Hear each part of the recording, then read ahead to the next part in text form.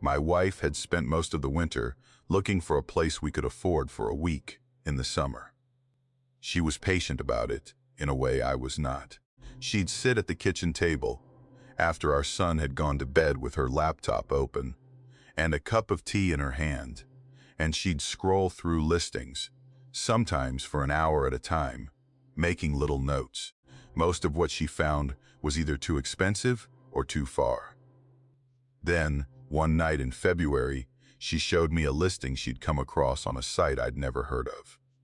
It was one of those old regional rental sites, the kind that had maybe 6 or 7 properties on it, and looked like it had been built in the early 2000s and never updated.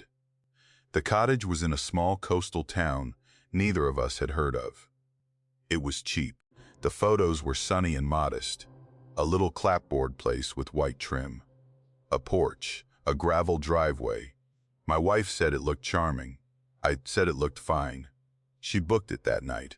We drove down at the beginning of July. It was a long drive, and by the time we crossed into the county, the sun was already low. Our son, who was 6, had been good in the car for most of the trip, and was starting to lose it. In the last hour, the way 6-year-olds do.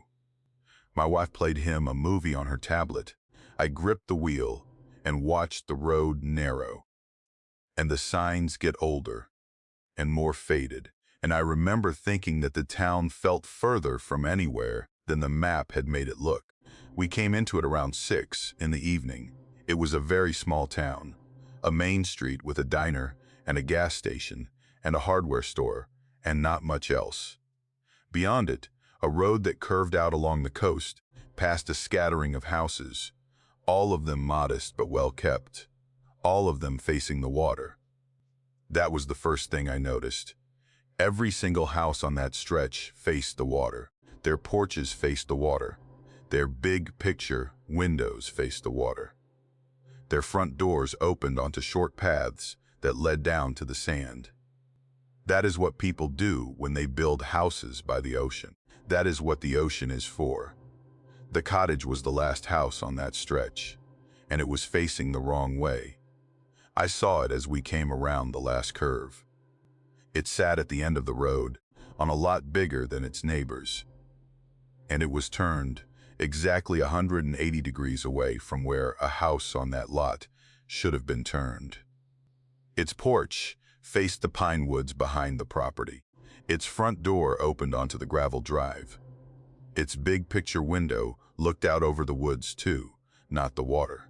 The back of the house, the side with no door and no porch and no visible windows, was the side that faced the sea.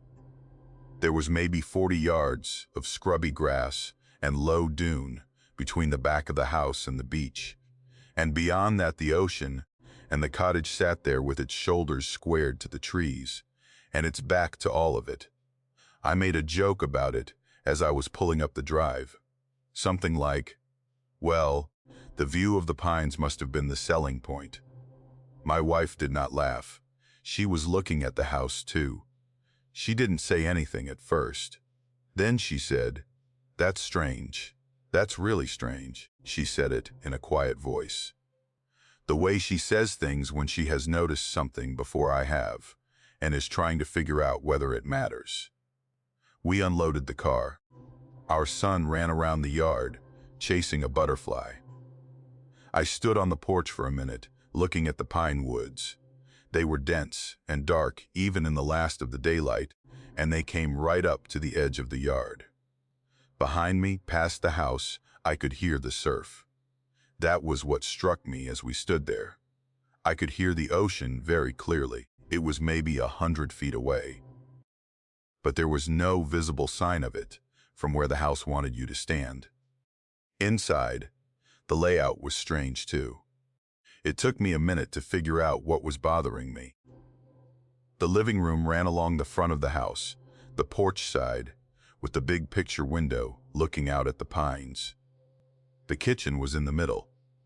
2 bedrooms and a bathroom lined the back of the house, the ocean side, and every one of those back rooms had one thing in common. There were no windows, not real ones. Along the ocean-facing wall of each bedroom, where you would expect a window, there was a rectangular section of wall that was very slightly proud of the surrounding wall by maybe a quarter inch. The paint was the same color. The trim ran up to it and stopped and started again on the other side. From across the room you wouldn't notice. From up close you could see the seams. The windows on that side of the house had been covered from the inside with plywood and painted over and left. Someone had taken a lot of trouble to make it not look like what it was. I ran my hand along one of the seams in the back bedroom. My wife came in and stood behind me. We didn't say anything. Our son came in and asked which bedroom was his. My wife said the back one. He walked into it, all the way in, and he stopped in the middle of the room. He turned in a slow circle. He looked at the walls. He looked at where the window should have been. Then he walked out. He said, "I want the other room." The other back bedroom was ours. We tried to argue with him. He was tired from the drive. He was in a strange house. My wife told him it would be fine. He said, "No." He said it very quietly. He was not a whiny kid. When he dug in like that, it usually meant something. She asked him what was wrong. He didn't have words for it. He just said, "I don't want to sleep there." So we set up his little travel cot in our room, at the foot of our bed, and he curled up on it around 8 and fell asleep almost immediately. That first night, I didn't sleep well. I kept waking up. The bedroom was very dark, the way rooms are when there is no window to bleed a little light into them, and the sound of the surf came through the wall behind our headboard as a low, steady pressure that I could feel more than hear. I dozed. I woke. Around 2 in the morning, I heard something small and light against the wall. A tap. I lay there. It came again. Tap. Then nothing. I told myself it was the house settling. I told myself it was a bug. I told myself a dozen things. In the morning, our son said something had been tapping in the back bedroom during the night. I said, "Honey, you weren't in the back bedroom." He said, "I know. I could hear it from here." He said it was tapping his name. I asked him what he meant. He said it wasn't a person. It was tapping, like Morse code, but I could hear my name in it. That was how he described it. He was 6. He didn't know what Morse code was. He said the tapping had said his name over and over, and he had put his head under the pillow, and eventually it had stopped. I told my wife what he'd said while I was making coffee. She didn't say anything for a long time. Then she said, "I heard tapping too." I said, "From the back bedroom?" She said yes. We spent the day at the beach because that was what we had come to do, and because we did not know what else to do. We walked around the outside of the house on the way down. The back wall was smooth, painted the same white as the rest of the house. There were the rectangular shapes on the outside too. If you knew to look for them, 4 of them. One for each covered window along the back. The paint over them was slightly newer than the rest. Nobody had made much effort to hide the work from the outside either. They had just made sure that from inside you couldn't tell. The beach was empty, not a soul on it in either direction. There were other houses back up the road, and I knew people were staying in some of them because I had seen the cars, but nobody was on the sand. The water was calm. Our son played in the shallows. My wife sat on a towel and watched him. I walked a little way down the beach and looked back at our house from the waterside. It sat there squarely, its back to me, its shoulders hunched inland like a person facing away. That night we did the same as the night before. Supper, bath, story, our son on his cot in our room. We fell asleep to the sound of the surf through the wall. I don't know what time it was when my wife shook me awake. It was full dark. She was up on one elbow next to me. She had her hand on my shoulder. She whispered, "Listen." I lay there in the dark and I listened. The surf first, then under it, something else, a voice. A woman's voice, I thought at first. It was coming from the other side of the wall behind us, the ocean side, from the empty back bedroom, the one our son had refused. The voice was speaking very quietly. It was not shouting. It was not urgent. It was steady, almost patient. It was saying our son's name, not a full sentence, just his name, over and over, in the same soft tone, in the same careful voice, as if it were reading his name off a list. His name. A pause. His name. Another pause. His name again. My wife's hand tightened on my shoulder. I looked down at the foot of our bed. Our son was asleep on his cot. His mouth was open a little. His breathing was slow and even. He had not heard it. I sat up slowly. I reached down and put my hand on his back, very gently, just to feel that he was warm. The voice went on. It was not getting louder. It was not getting closer. It was just there, on the other side of the wall, speaking his name. It went on for what I now think must have been about 10 minutes, though at the time I couldn't have told you if it was 2 minutes or an hour. I did not get up. I did not go into the back bedroom. I did not open any doors. I sat on our bed with my hand on my son's back, and I listened to something in a boarded-up room saying his name in the dark. And I did nothing, because there was nothing I could think of to do that would not make it worse. Then it stopped, all at once, the way a radio stops when you unplug it. The surf came back into the silence and filled it up. My wife was crying quietly without moving. Our son slept on. We waited until the first gray light came through the front window. Then we packed. We packed as quietly as we could. We did not go into the back bedroom. We did not go into the boarded-up bedroom. We loaded the car in the dark. My wife carried our son out, still sleeping, and buckled him into his car seat and covered him with a blanket. I did one last walk through the kitchen and the living room. I did not walk down the hallway. I locked the front door behind me. I put the key in the lockbox on the porch rail. We drove out of that town before the sun was up. Our son woke up an hour down the road and asked where we were going. My wife told him we were going home early because Daddy wasn't feeling well. He accepted it. He is a good kid. That was 7 years ago. He is 13 now. He does not remember the cottage. My wife and I have never talked about that night in front of him, and only 2 or 3 times ever between ourselves. It is not something either of us wants to hold in our mouth for very long. I wrote to the owner of the cottage twice after we got home. Once to ask for a partial refund since we had left early. Once later to ask, casually as I could manage, why the windows on the ocean side of the house had been boarded up. She never answered either message. The listing came down off the site within a few weeks.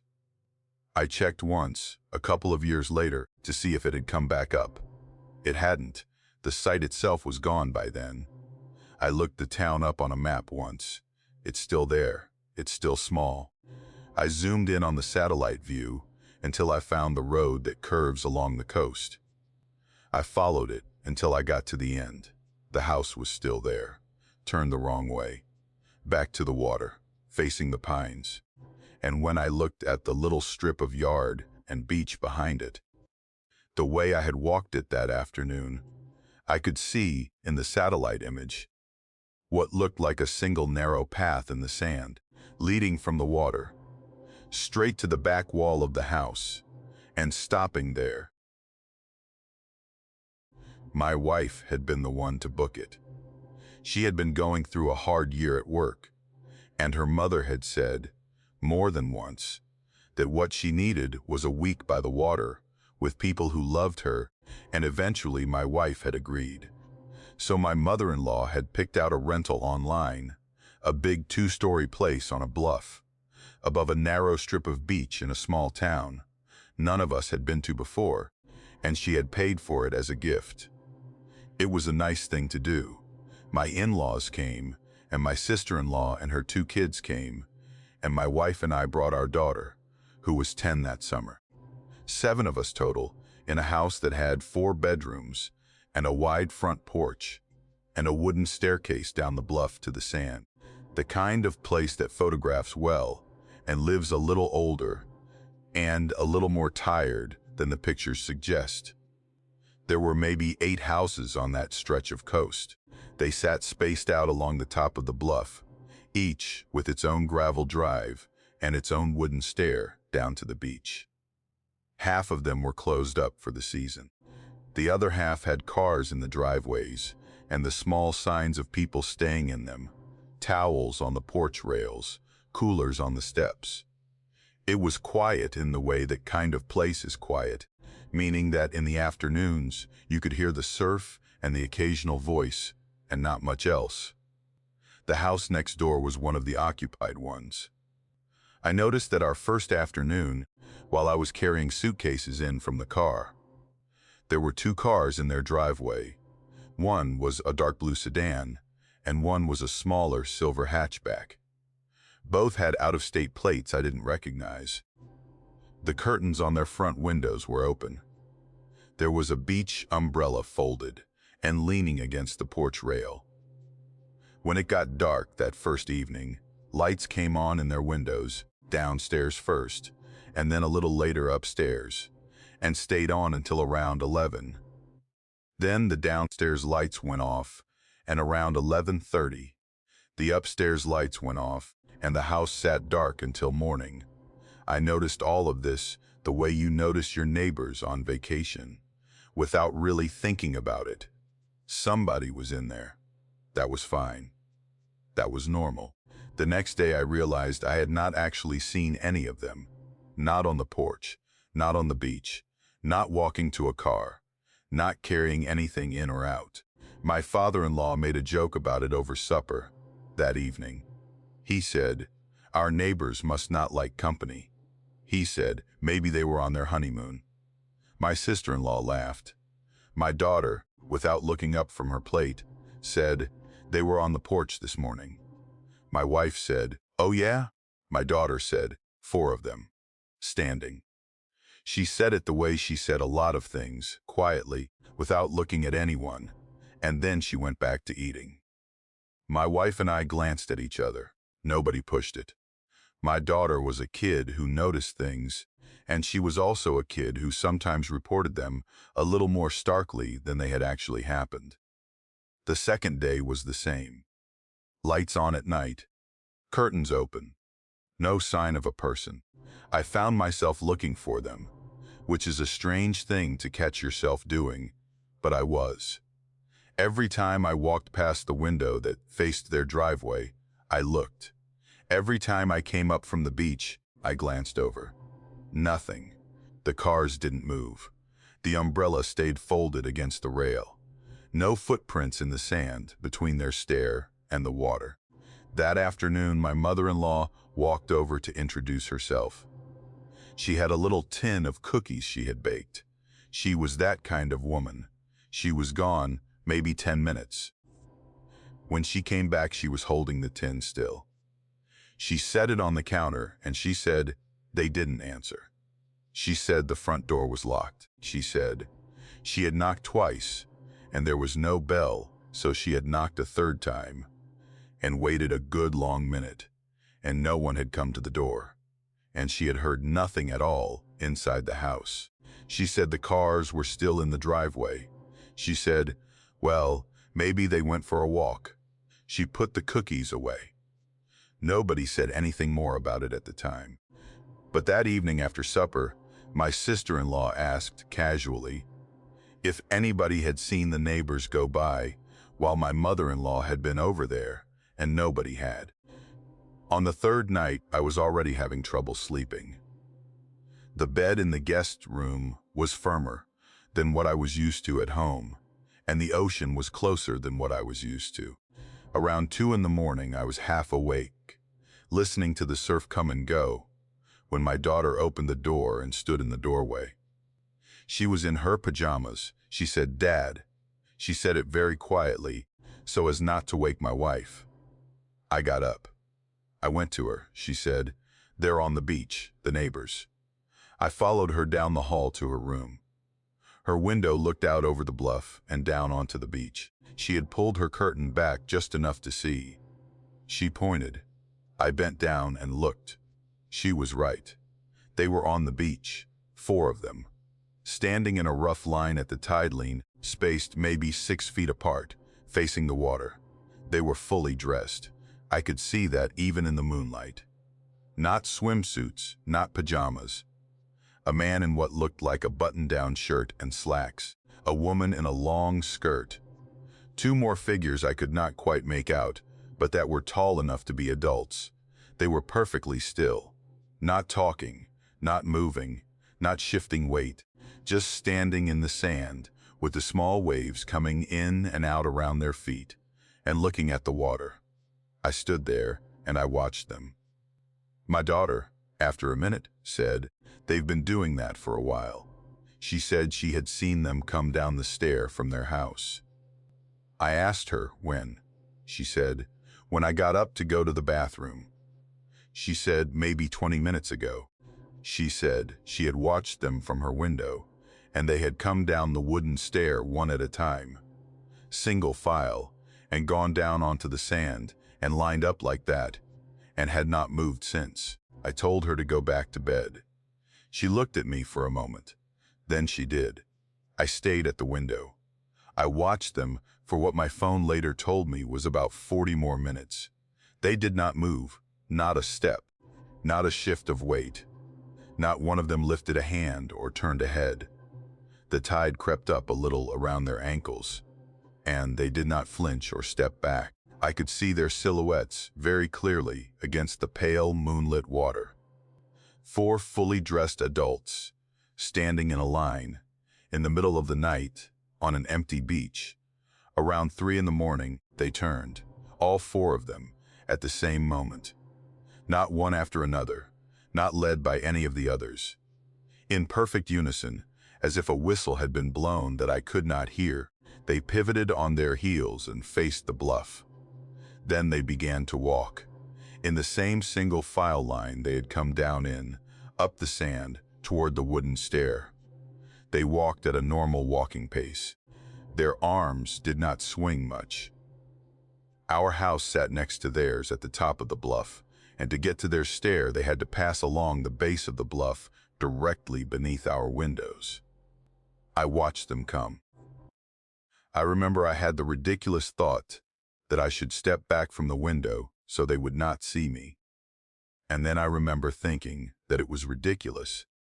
They were just people. This was probably some family thing, some kind of prayer or ritual, and it was rude of me to be watching. But I did not step back. I stayed at the window. They came under the bluff. As they passed directly beneath me, the last one in line, a tall figure I now think was the man in the button-down shirt, lifted his head and looked straight up. He looked at me, not at the window, at me. His face was in shadow, but I could feel his eyes find mine. He did not stop walking. He did not slow down. He just tilted his head back, without breaking stride, and held my gaze for maybe 2 seconds as he passed beneath me. Then he tilted his head down and kept walking. I stepped back from the window then. I stepped back so fast, I bumped my daughter's dresser. I stood in the dark for a minute, breathing. Then I made myself go back to the window. I made myself watch them climb their stair. They did climb it, one at a time, single file, at the same walking pace, up the wooden steps to the top of the bluff, across their yard, onto their porch. And then, because I was expecting to see them go inside, I watched for the door to open. I did not see the door open. I did not see them go in. I saw them walk onto the porch, and then I lost track of them in the shadow of the porch overhang. I told myself the door had opened. I told myself I had missed it in the dark. I stood at the window for another few minutes, and no other light came on in their house, and no other sound came from it. And eventually I went back to bed. I did not sleep much. In the morning, at breakfast, my daughter sat down across from me with a bowl of cereal and looked at me and said, "Did you see them go inside?" I said, "Yeah," she said, but their front door was locked all night. I looked at her. She said it plainly. She said, "I heard you come back to my room, and then I couldn't sleep. So I got up and watched them get to the porch." She said they didn't open the door. She said none of them did. I asked her how she knew it was locked. She said, "Because I could see the knob." She said, "It never turned." I did not know what to say to that. I sat with my coffee and looked at her across the table. She ate her cereal. She was 10. She was a matter-of-fact kid. She was telling me what she had seen. I did not go over to the neighbor's house that day. I do not know exactly why I did not. Part of it was that I was tired, and part of it was that I did not want to explain to my in-laws why I was going. Part of it was that I did not want the man in the button-down shirt to open the door. That is the honest answer. That is the part I have thought about most in the years since. The cars were still in the driveway that day. The umbrella was still folded against the rail. The curtains were still open. At dusk, the downstairs lights came on. Around 11, they went off. Around 11:30, the upstairs lights went off. The house sat dark until morning. That was our fourth night. Nothing happened on the beach that I saw. I did not go to my daughter's window to check. My daughter did not come to my door.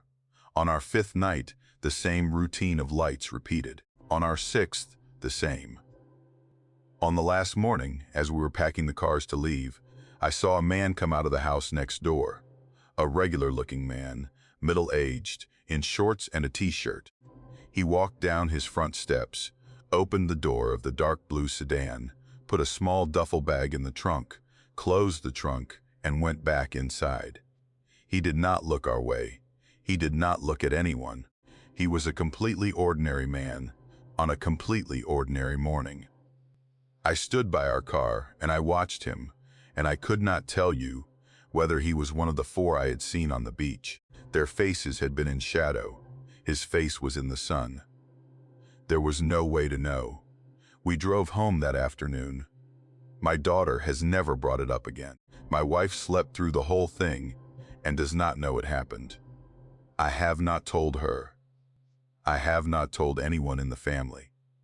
I have told my brother once at his kitchen table, and he listened all the way through. And then he sat quietly for a while, and then he said, "You should not have gone to that window." He did not say why he said that. I did not ask him to explain it. I have thought about what he said for years. I looked the house up online a few months ago. It was still on the same rental site. The photos had been updated. In one of them, taken from the bluff, you could see down onto the beach, and there was nobody in the shot. But in the sand at the tide line, you could see 4 small, shallow depressions, spaced maybe 6 feet apart, in a rough line facing the water.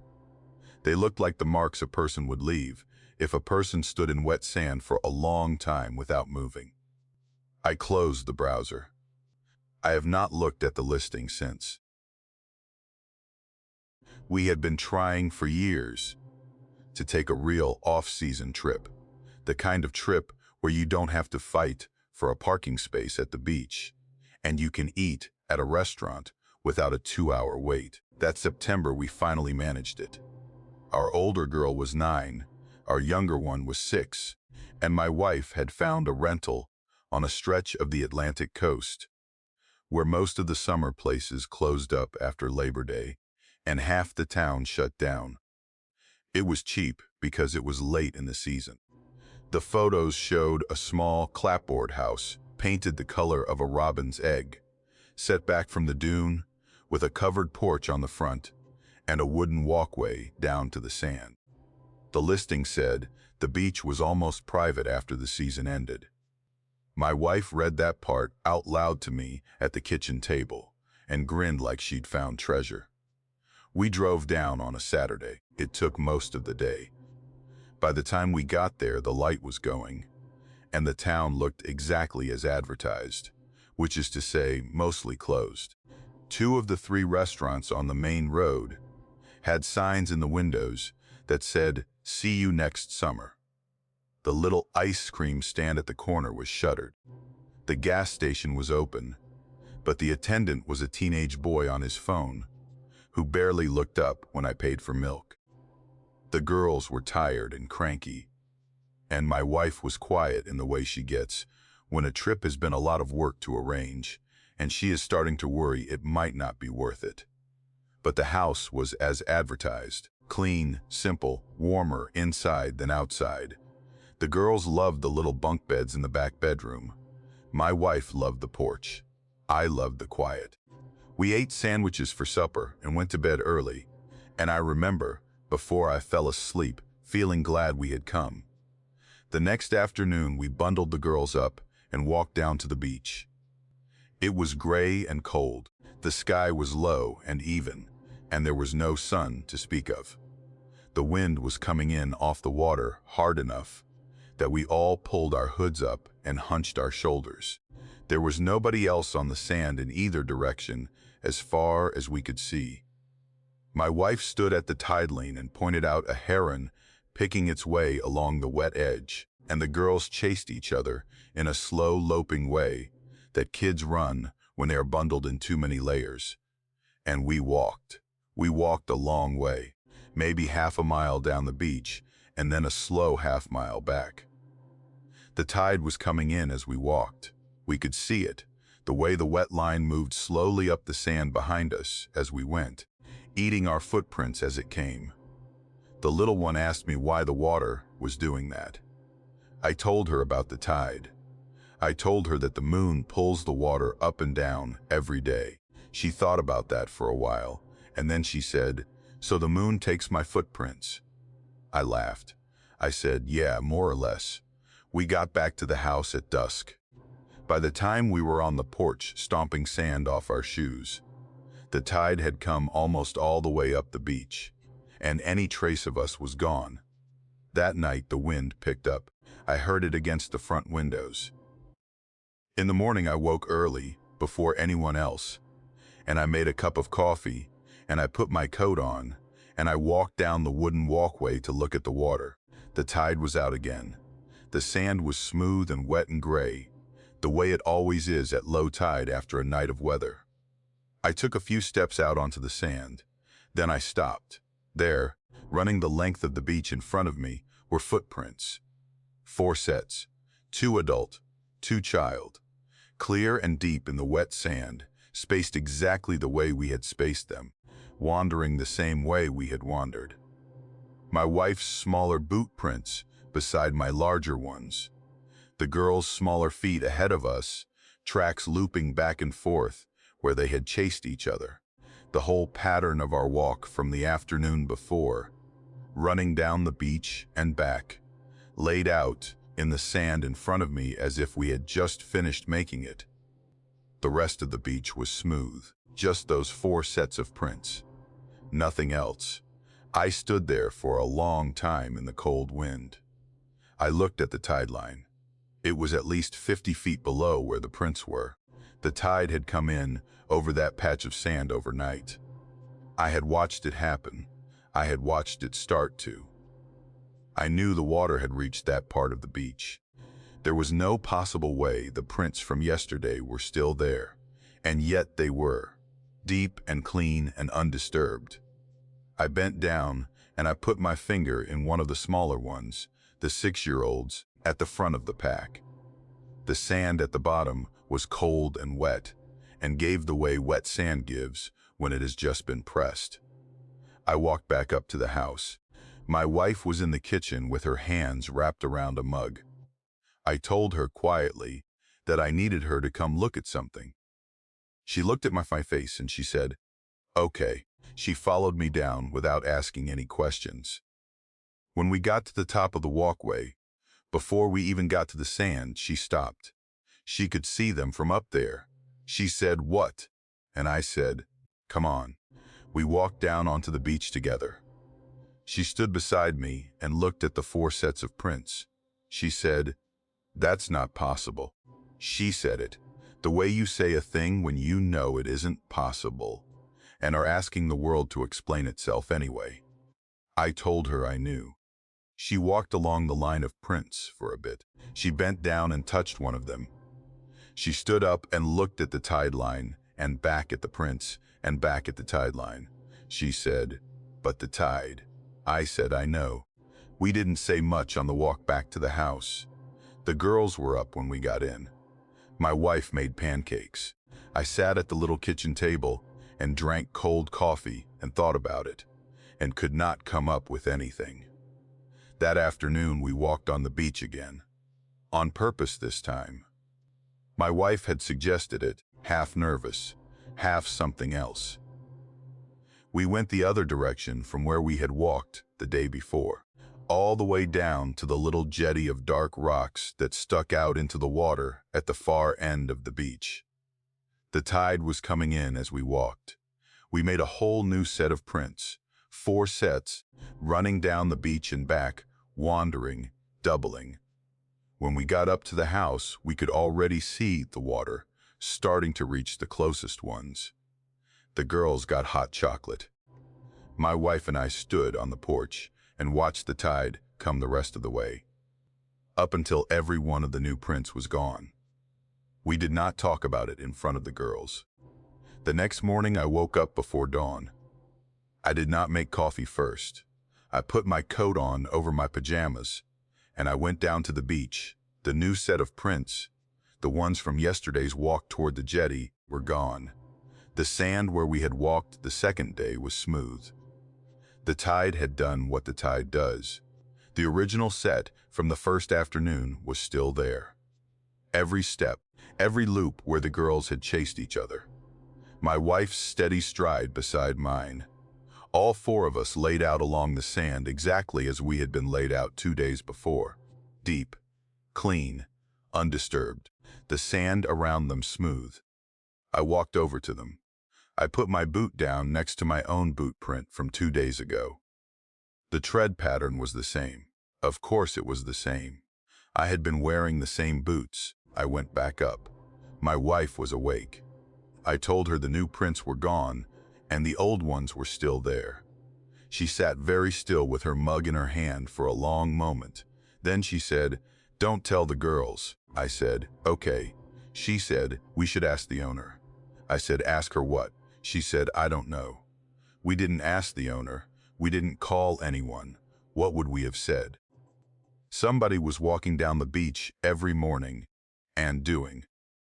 Exactly. Somebody was carefully recreating our specific pattern of footprints in the exact locations we had made them, with our exact sizes and gaits every night, while brushing away any competing prints. There was no story you could tell about that made sense. There was no reasonable person who would have believed us. There was, I think, part of both of us that did not want to attach words to it, because attaching words to it would have made it something we had to do something about, and neither of us knew what to do about it. We stayed the rest of the week. That is the part I have thought about most in the years since. We stayed. Every day my wife and I would walk down to the beach in the morning and check. Every morning the original prints were there. Every day the tide came in and went out and did not touch them. If we walked new prints, those new prints were gone by morning. Only the first set stayed. On the 3rd day I took a photo of them with my phone. I looked at that photo for a long time afterward, back home. In the photo, the prints were absolutely ordinary. 4 sets of footprints in wet sand. If you did not know they had been there for 3 days, you would not have known anything. They looked exactly like footprints that had been made about 10 minutes before the photo was taken. The girls did not notice. That was the strangest part of it, and I have thought about that too. We did not point the prints out to them. They walked on the beach with us, and they did not remark on them. I do not know if they saw them and thought nothing of it, or if they did not see them at all. I did not ask. My wife did not ask. There are some questions you learn not to ask your children. On the last morning, I went down alone one last time. I did not want to. I did it. because I wanted to know if the prints would be there on the morning we left. They were. All 4 sets, running the length of the beach, exactly as we had walked them on the first afternoon, 6 days earlier. The tide had come in and gone out 12 times over those 4 sets. They were still there. I stood there in the cold gray light. I do not remember what I thought about. I remember that at some point I bent down and I put my hand flat in the sand next to my own footprint. I don't know what I was hoping for. I don't know if I was hoping the sand under my hand would be different from the sand inside the footprint, or that the print would suddenly go away, or that something would happen that would let me put the whole week in one box or another. Nothing happened. My hand made a handprint in the sand. My footprint from 6 days ago was still there. The sand under my hand felt exactly the same as the sand inside the print. We packed the car. We drove home. The girls slept most of the way. My wife and I did not talk about the prints, and we did not talk about the prints when we got home. And we have not talked about the prints in the 12 years since. 2 summers ago, my older daughter, who is 21 now, was home from college for a weekend, and she and my wife and I were sitting on the back deck after supper, and she said, out of nowhere, "Do you remember that beach trip we took when I was 9, in the fall?" My wife and I both went a little still. I said, "Yeah," she said. "I dreamed about it the other night." She said, "I dreamed that I was walking on that beach, and I saw our footprints, all 4 of us, on the sand ahead of me, walking off into the distance. But there was nobody making them." She said the prints were making themselves. She said she followed them for a long time. She said the beach didn't end, she said. She woke up before she caught up to us. She said it lightly. The way you tell a strange dream at a table. She took another sip of her wine. My wife put her hand on the back of my hand, under the table, and squeezed. Nobody said anything else about it. The evening moved on. My daughter went back to school on Monday. But sometimes, when I cannot sleep, I lie in bed and I think about that beach. And I think about the prints being there this morning, 12 years later, exactly as we left them, waiting for something that has not caught up to them yet. My Uncle Wade had been trying to get everyone together for years. He was the oldest of my mother's siblings, and he was the kind of man who thought a family that didn't sit down together at least once every couple of years was a family that was already coming apart. That summer, I was 15, he finally made it happen.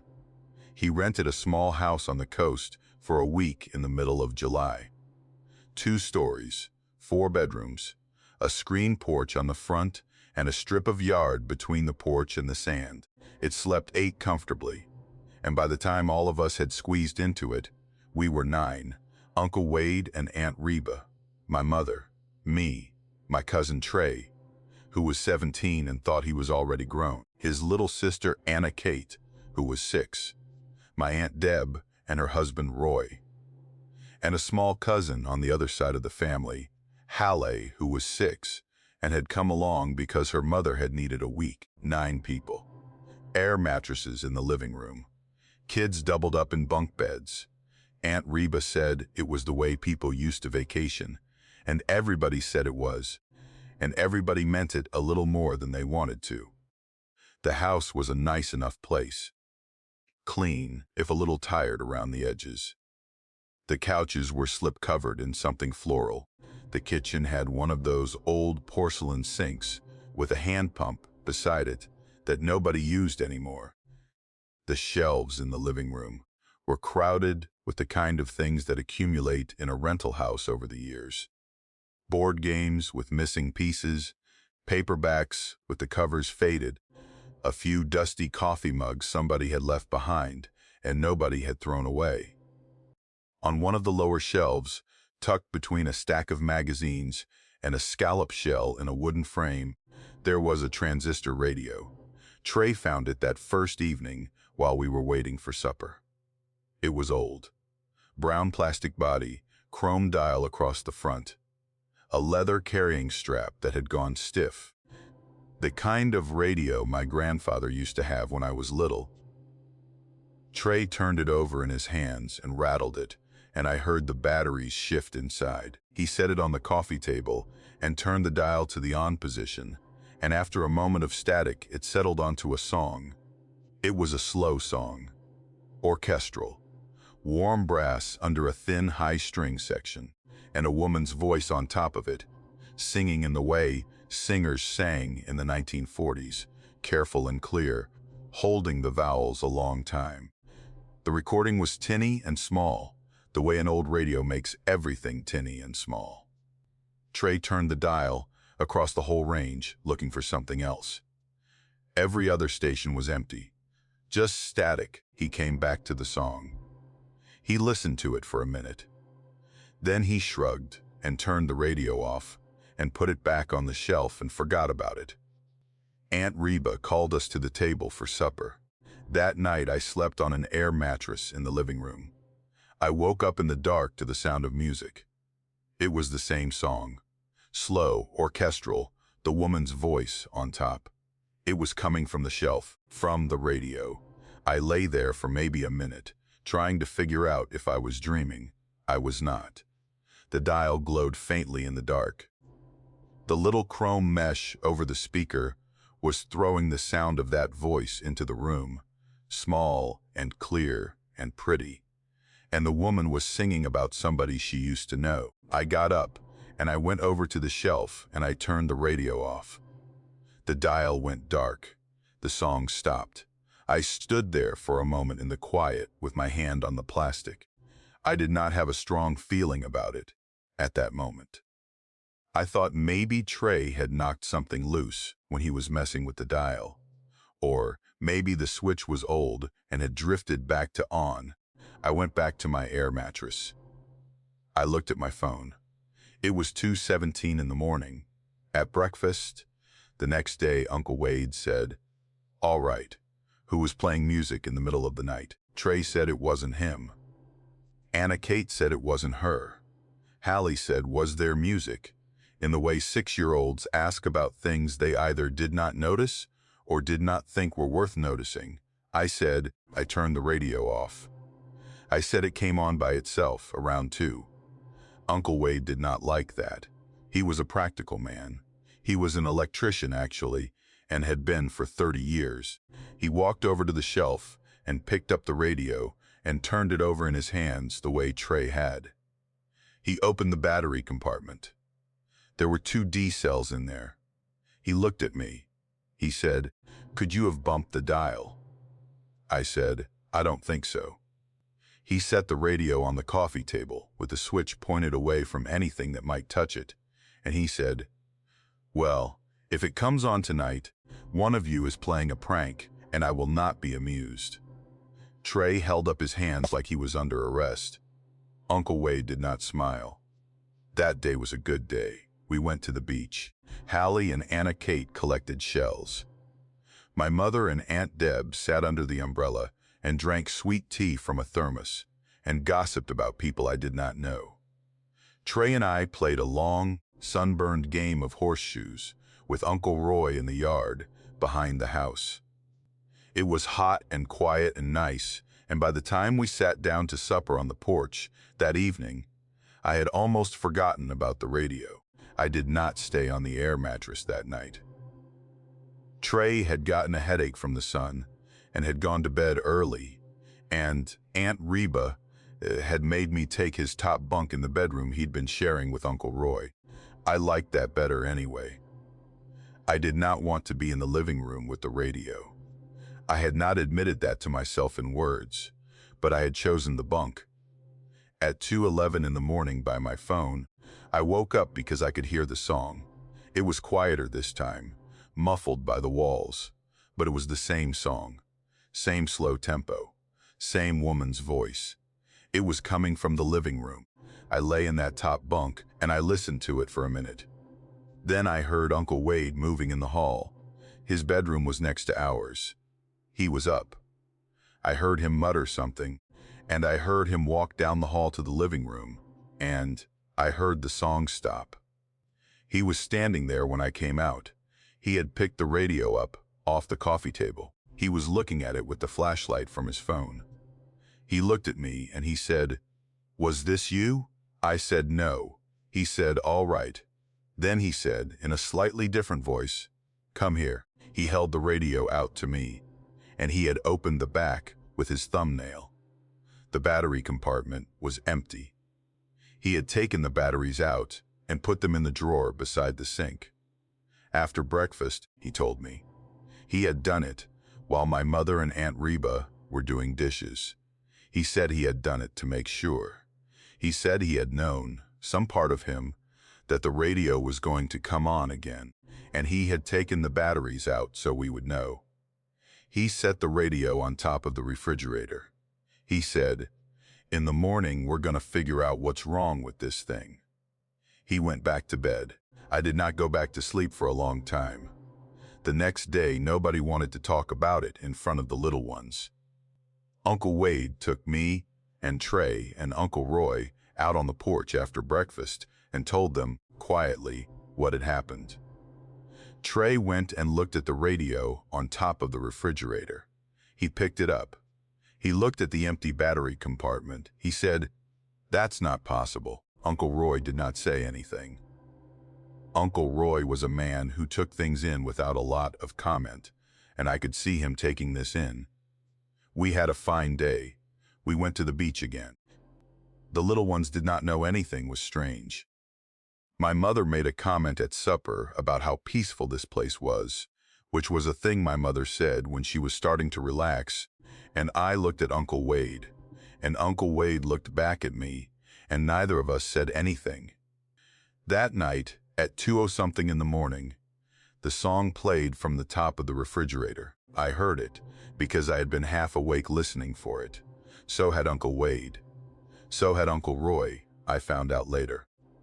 The three of us came out of our bedrooms in the dark and stood in the kitchen doorway and looked at the top of the refrigerator. The dial of the radio was glowing faintly. The woman was singing. It was the same song. It had never been any other song.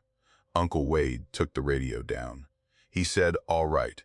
He carried it, still playing, out through the screen porch and down the porch steps and across the yard to the gravel driveway and to the trash can at the end of it. He lifted the lid and he put the radio in the trash can and he shut the lid.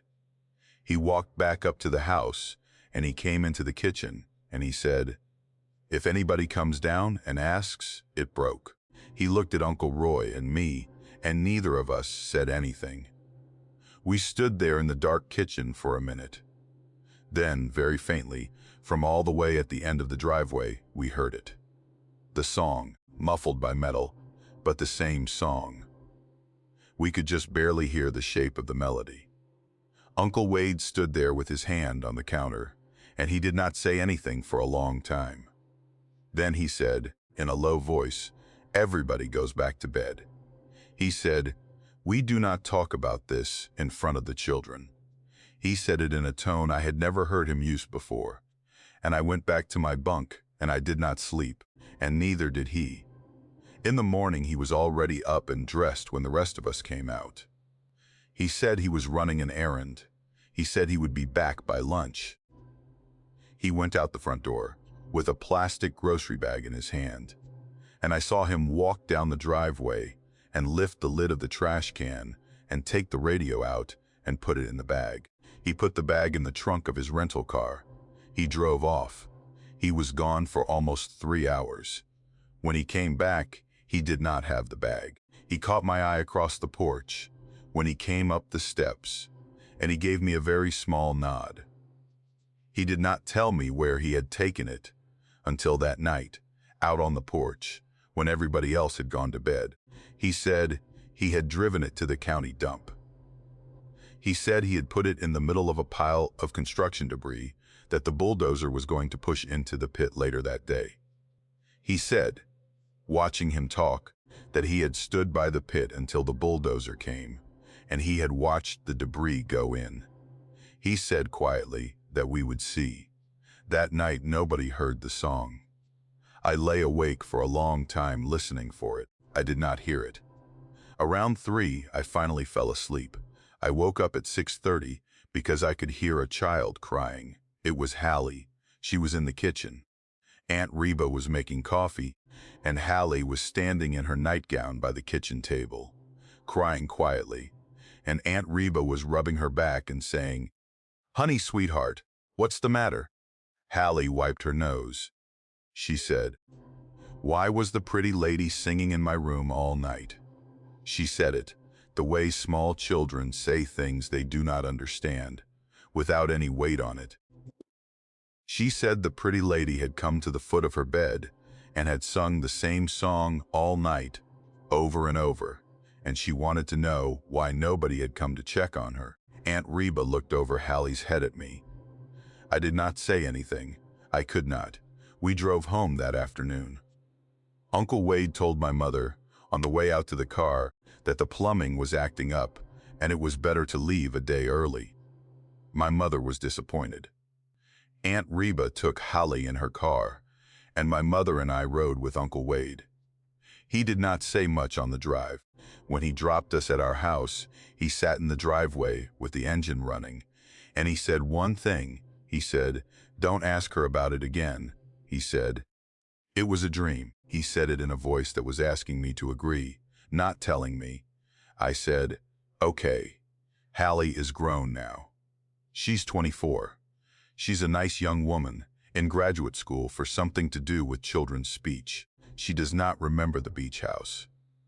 I have asked her, once, gently at a wedding a few years ago, if she remembered a trip she took with her mother and my family to the shore when she was 6. She looked blank. She said, "No, I don't think so." She said, "Was it fun?" I said yes, I let it go. But my Uncle Wade, before he died 3 winters ago, called me on the phone one evening. He was in the hospital. He said he wanted to tell me one thing while he had the chance. He said the woman at the county dump, the day he drove the radio out there, had watched him drop the bag into the pile of construction debris, and had said, quietly, so nobody else would hear, that he was not the first person that year to bring one to her. She had not said what she meant by that. He had not asked. He said, on the phone that night, that he had thought about her and about what she had said every single day since. He said he wished he had asked. Then he told me he loved me, and he told me to look after my mother, and he hung up. He died 3 days later. I have not been able to stop thinking about that phone call, and sometimes at night, when the house is quiet, I catch myself listening for a song I do not entirely remember, but would recognize the first note of, and I make myself stop, and I go to bed, and I do not always sleep. My wife had been the one to pick the place. She had a habit of finding rentals I wouldn't have thought to book, and this one had come up in a search for a stretch of Gulf Coast we hadn't been to before. It was a modest house, 1 story, on a lot with a good bit of beachfront and not many neighbors. What sold her on it was the porch. It was one of those big old screened porches that ran the whole length of the ocean side of the house, from one corner all the way to the other, with a long rectangular table already set up in the middle of it, and mismatched chairs pushed in around it. In the photos on the listing, the porch was warm and yellow with a low sun on it, and you could see the beach past the screen. My wife said we would eat every meal out there. I said we sure would. We booked it for a week in early June. There were 4 of us. Me, my wife, our daughter who was 11, and our son who was 8. The drive down took a day and a half.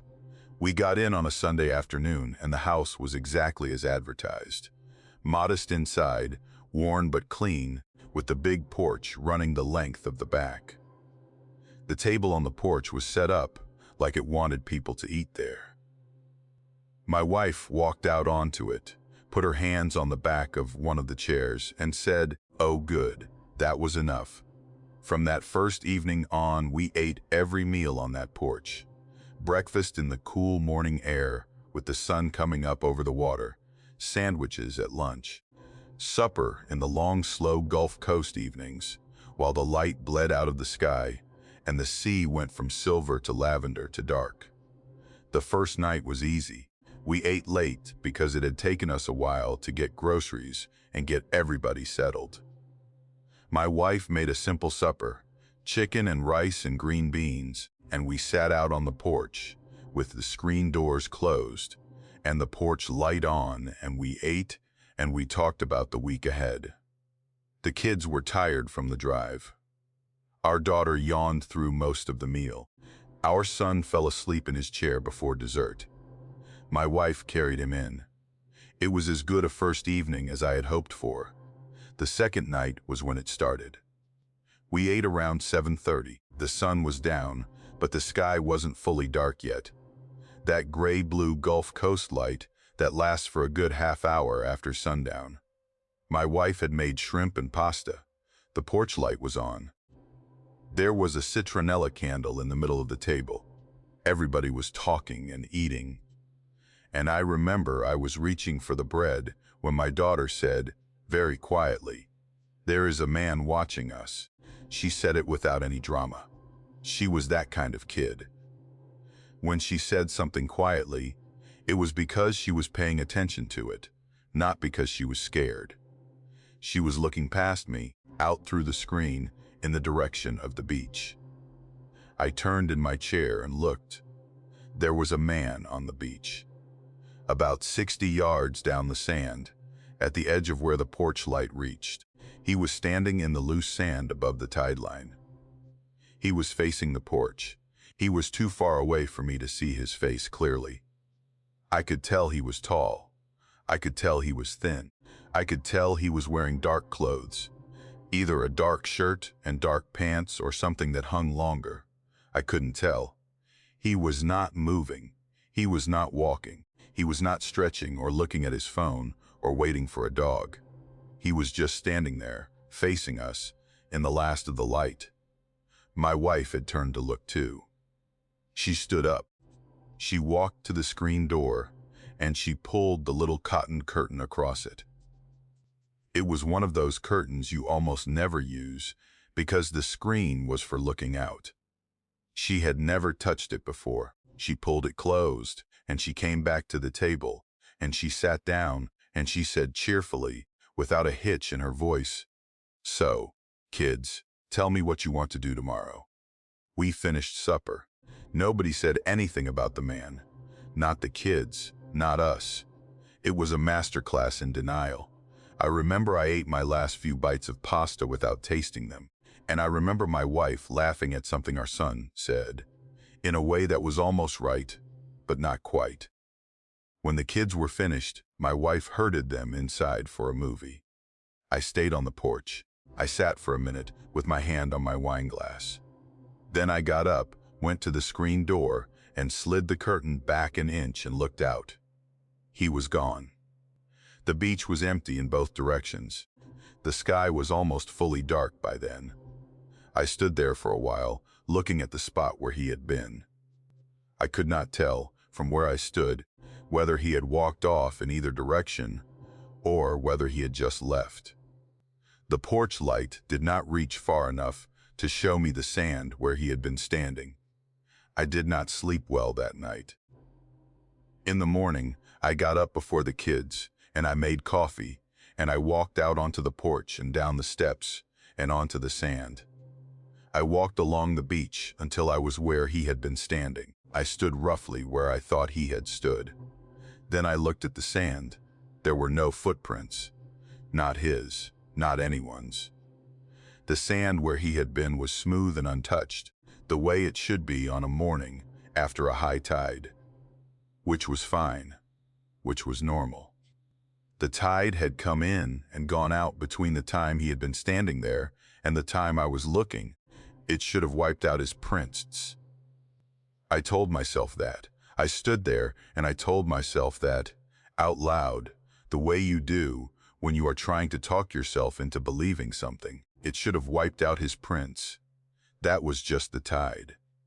I walked back to the house. My wife was up. I made her coffee.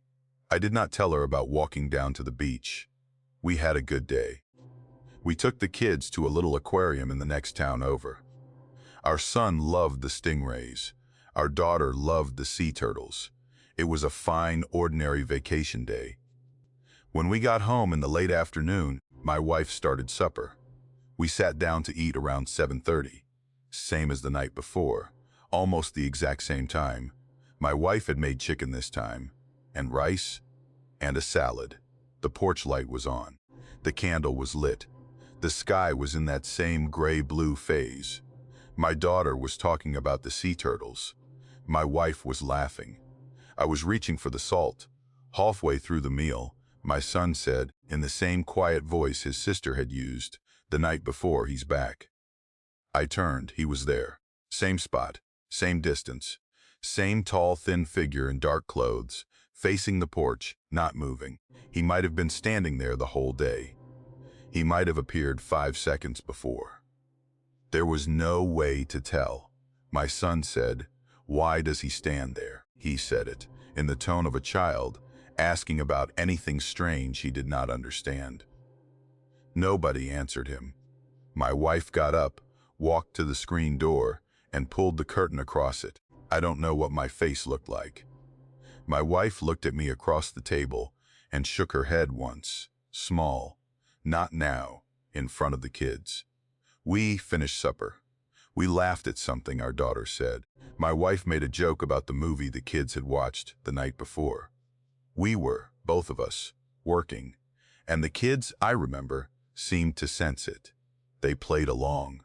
They laughed, too. My daughter told a story about her friend at school. My son asked for a second helping of dessert. When we finally got them into pajamas and into bed, my wife came back out onto the porch, and she sat down in the chair across from me, and she said, very quietly, "What is happening?" I did not have an answer.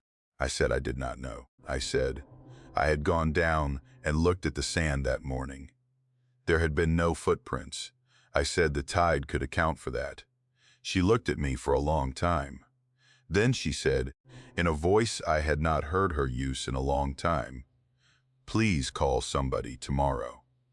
I called the rental agency the next morning from the porch, while the kids were still asleep and my wife was in the shower. It was a small agency, one of those local ones. The woman who answered had a soft coastal accent. I told her I wanted to ask about the property. I did not want to say what I was really calling about. I asked if there were any security cameras on the house. She said no, there were not. I asked if the previous tenants had reported anything unusual. She was quiet for a moment. Then she said, in a different tone, "Sir, what have you seen?" I told her. About the man on the beach. About the porch. About the same time 2 nights in a row. About the sand with no footprints. I told her all of it in one long paragraph. When I stopped, she was quiet again for a long time. Then she said, "Sir, I want to tell you something." She said the property had been a rental for about 6 months, she said before, that it had been a full-time residence. She said the previous owner had lived there for something like 22 years. She said he had been a widower. She said he had lived alone. She said he had liked, in the evenings, to eat his supper on the porch and watch the beach. She said his family had reported that. She said his cleaning woman had reported that. She paused. I said, "What happened to him?" She said he had passed away. She said the family had sold the house in the spring, and they had rented it out for the summer. She said, "I hope this is not upsetting to you." I asked her when he had died. She said, on a Tuesday this past winter. She said his cleaning woman had found him. I asked her what time. She was quiet again. Then she said, "Well, sir, according to the report, he had died around supper time." She said she was very sorry, but she thought I should know. I thanked her. I hung up. I sat on the porch for a long time with the phone in my hand. My wife came out with her hair wrapped in a towel, and she took one look at me and she said, "We're leaving today, aren't we?" I said, "I think we should." We drove out that afternoon. I told the kids we had gotten a call from home, and there was a problem with a pipe, and we had to get back. They believed me. They were disappointed, but they believed me. My wife handled the packing. I loaded the car. We locked the house up. We left the porch light off. On the way out of the driveway, I looked back at the house one more time. The porch faced the ocean. The screen was empty. The little cotton curtain was still drawn across the door. The chairs around the table were pushed in the way we had left them. It was, from that angle, exactly the kind of porch you would want to sit on. Warm, sheltered, quiet. The kind of porch a man might sit on for 22 years, alone, night after night, eating his supper and watching the beach. I did not tell my wife what the woman on the phone had told me until we were back home. She listened all the way through. Then she said, in that same quiet voice, "Do you think he knew we were watching him?" I said, "I don't think he was watching us." I said, "I think he was watching the beach." I said, "I think he was doing what he had always done." I said, "I don't think he ever noticed we were there at all." My wife was quiet for a long time. Then she said, "That's worse." And I said, "Yes, it is." My sister Rachel was 5 months pregnant with her. First, when we all went down to the North Carolina coast that summer. It was supposed to be a celebration of sorts. The last big family trip before the baby came. My parents had rented a house on one of the barrier islands, 3 stories with a pool in a sandy little yard, and a boardwalk over the dune to the beach. There were 8 of us in it. My parents, Rachel and her husband Marcus, me and my wife, my younger brother Jonah, who was 24 then and had just finished graduate school, and my mother's sister, my Aunt Val, who had been widowed the year before, and who my mother had insisted on, including because Aunt Val had been coming apart quietly for months, and my mother believed a week by the water would do her good. We drove down on a Saturday.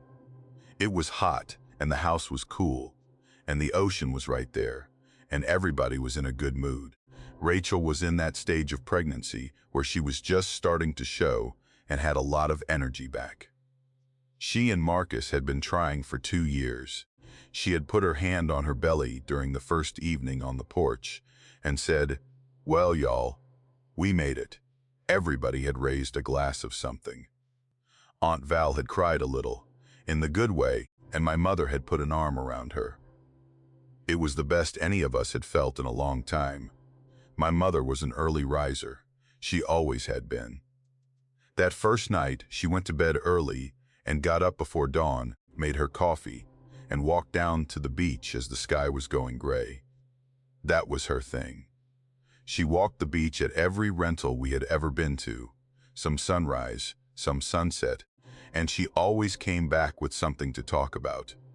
A shell, a dolphin she'd seen, the color of the light. The second morning she came in from her walk without saying anything. I was at the kitchen table with my wife and a mug of coffee.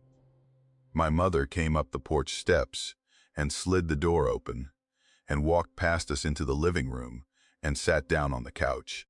She sat with her hands in her lap. She looked at the coffee table for a long moment. Then she called out, softly, for my father. He came out of the bedroom in his robe. He took one look at her face, and he sat down beside her. She told us what had happened.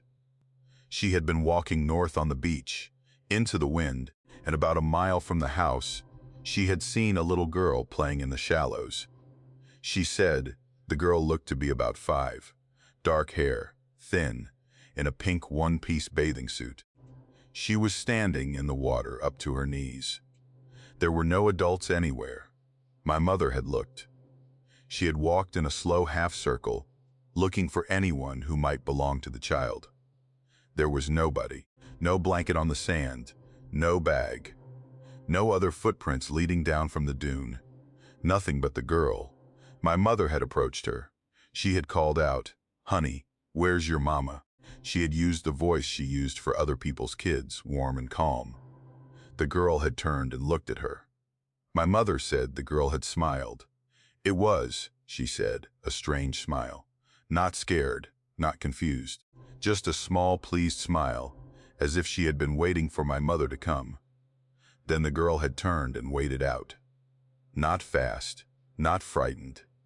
She had waded out into the water at a steady walk, past her knees, past her waist, past her chest. My mother had called after her, "Honey, come back here, come on now." And she had started to move toward the water herself, calling louder. The girl had kept walking unhurried. When the water was up to her chin, she had gone under. My mother had waited. She had waited for a long time. She had walked out into the water herself, up to her thighs, and she had scanned the surface, and she had called, and she had waited. She said she waited for maybe 15 minutes. The girl did not come up. The water was calm, and there was no undertow that my mother could feel. And there was nothing at all on the surface where the child had gone in. My mother had gone back up to the beach, and she had run to the nearest house that looked occupied. And she had banged on the door, and a man had come out in his pajamas, and she had told him. He had called the police. My mother had walked back with him to the spot. When the police came 20 minutes later, my mother had been standing at the tide line. The officers had gone out into the water. They had radioed for a boat. They had walked the beach in both directions. They had searched for hours. They had not found anything. No child, no body. No missing person report from anywhere in the area. No belongings on the sand. My mother had given her statement. She had walked back to our rental. She had come inside and sat down on the couch and told us. We spent that day in a kind of quiet suspension. My father sat with her. My mother did not want to leave the house. Marcus and my brother went with the officers back to the beach in the late morning to help walk it one more time. There was still nothing to find. Rachel sat on the porch with a book she was not reading and looked at the water. My wife and I sat with her. Aunt Val puttered in the kitchen, making a lunch nobody wanted. In the middle of the afternoon, my mother called the sheriff's office to ask if they had learned anything. They had not. The officer she spoke with told her, gently, that they would keep looking, but that sometimes, on this coast, in this kind of situation, they didn't find what they were looking for. He did not say what he meant by that. My mother did not ask.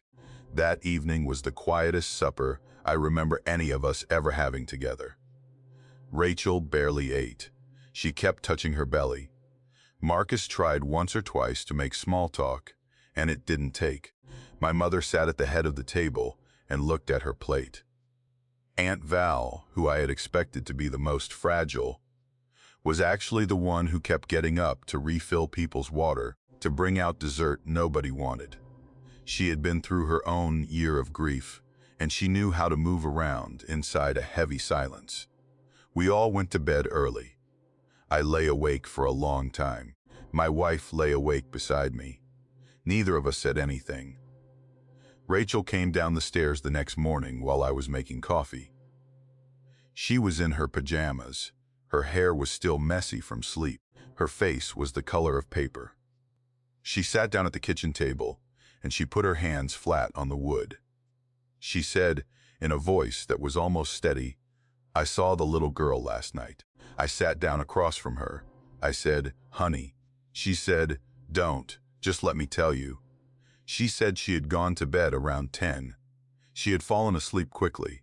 She had slept, she thought, for a couple of hours. She had woken up because something had felt wrong. She had lain there in the dark and she had listened. She had heard nothing. But when her eyes had adjusted, she had seen someone standing at the foot of the bed. It was a little girl, about 5, dark hair, pink one-piece bathing suit. soaking wet. Water was running off her hair and off the bottom of the bathing suit and pooling on the carpet at her feet. She was standing perfectly still. Her arms were down at her sides. She was not looking at Rachel's face. She was looking at Rachel's belly. Rachel said she had lain there frozen. She said she had thought, at first, that she was dreaming, and had tried to wake up, and then had realized she was awake. She said she could hear Marcus breathing beside her. She said the alarm clock on the nightstand was showing 2:28. She said the little girl did not move. She said the girl did not blink. She said the girl was smiling. Just a small, pleased smile. Rachel said she had lain there for what felt like a very long time. She said she had not been able to make a sound. She had not been able to move. She had lain there and looked at the little girl, and the little girl had looked at her belly, and neither of them had moved. She said, eventually, the girl had lifted one hand. She had held it out. She had reached toward Rachel's belly across the foot of the bed. She had not walked closer. Her arm had just extended, slowly, toward the shape of the baby under the blanket. She said, the girl's fingers had come within maybe 3 feet of her belly and had stopped and had stayed there, in the air, reaching for a long moment. Then the girl had lowered her hand. She had turned. She had walked quietly out of the room, past the open bedroom door, into the dark hallway. Rachel said she had lain there until she could move. She said when she had finally been able to sit up, she had turned on the lamp. The wet spot on the carpet at the foot of the bed had been there. She had not gotten out of bed to touch it. She had sat with her back against the headboard and had put her hand on her belly and had waited for dawn. She was crying by the time she finished. Not loud, quiet. The kind of crying you do when you have run out of anything else to do. My mother came down the stairs then and saw Rachel's face and did not ask any questions. She just walked to the foot of the stairs and said, in a voice that did not brook argument, "We are leaving. We were on the road by 10 in the morning. Everyone." My mother handled the rental agency. My father drove with Rachel and Marcus in his car. I drove with my wife and Aunt Val and Jonah. We drove the 6 hours home without stopping for lunch. My mother did not want to eat. My father did not want to eat. Nobody suggested it. Rachel lost the baby a month later, 22 weeks. They never told her exactly what had gone wrong. There was a long grief, longer than any of us knew how to help with. Marcus was gentle and steady with her through it. Eventually, she got pregnant again, 2 years later, and had a healthy little boy, and then a girl, and things came back to something like their normal shape.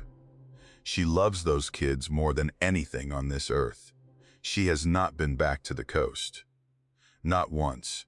Not for a wedding, not for a work trip, not to visit friends. She turns down beach invitations without explanation. Her husband knows. Her kids know she doesn't do the ocean. They have never asked her why. She has told me, more than once, over the years, that she thinks the little girl was trying to warn her. She said it once, at a Thanksgiving, after she'd had a glass of wine, and once at Aunt Val's funeral, and once on the phone late at night when I called to check on her after our father died. She said she thinks the little girl came to tell her something was wrong with the baby. She said she thinks the little girl was sad about it. She has told me, only once, at the kitchen table in her house, a year after our mother passed, that she thinks the little girl might have been trying to invite her.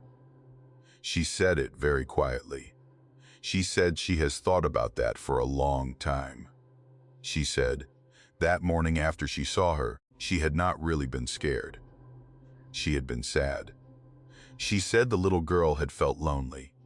She said she had thought, for 1 second lying there in the dark, that it might not be so bad to get up and follow her.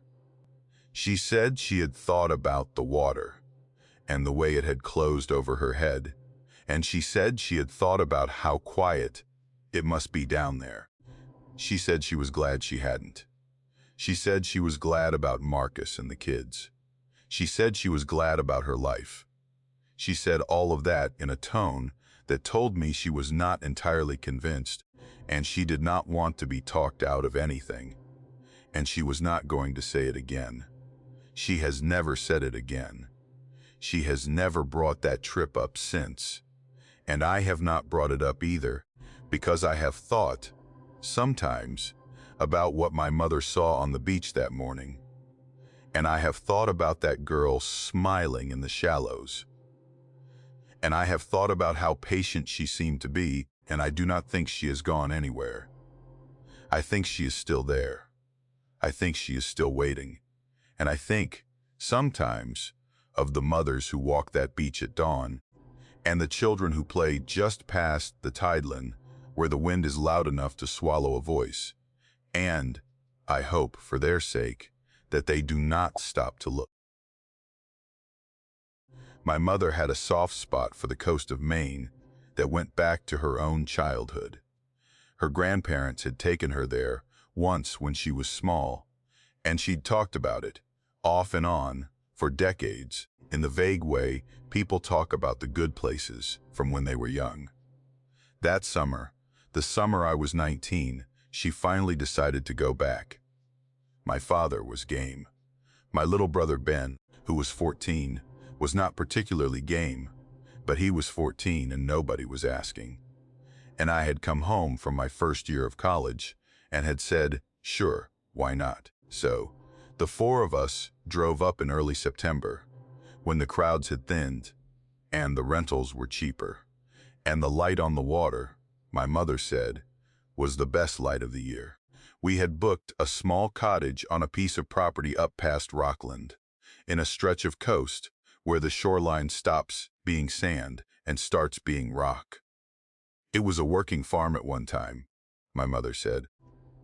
She had found the listing on a site that specialized in old properties, and the owner, a man named Emmett, lived in the main house at the top of the drive and rented out 3 cottages down along the water. Ours was the farthest one, set on a low bluff above a narrow rocky bay. It had a screened porch on the water side and a wood stove and 2 bedrooms and a kitchen so small you couldn't turn around in it. My mother stood on the porch when we first walked in and put her hands on the rail and said, "Oh, this is exactly right." The first evening, we sat out on the porch after supper. The sun had gone down, but the sky was still a soft blue-gray. There was a low mist coming off the water, curling up around the rocks. My father was sipping a beer, and my mother had a cup of tea, and Ben was reading a paperback, with his feet up on the porch rail, and I was just sitting there watching the light change. That was when my father pointed at the lighthouse. "Look at that," he said.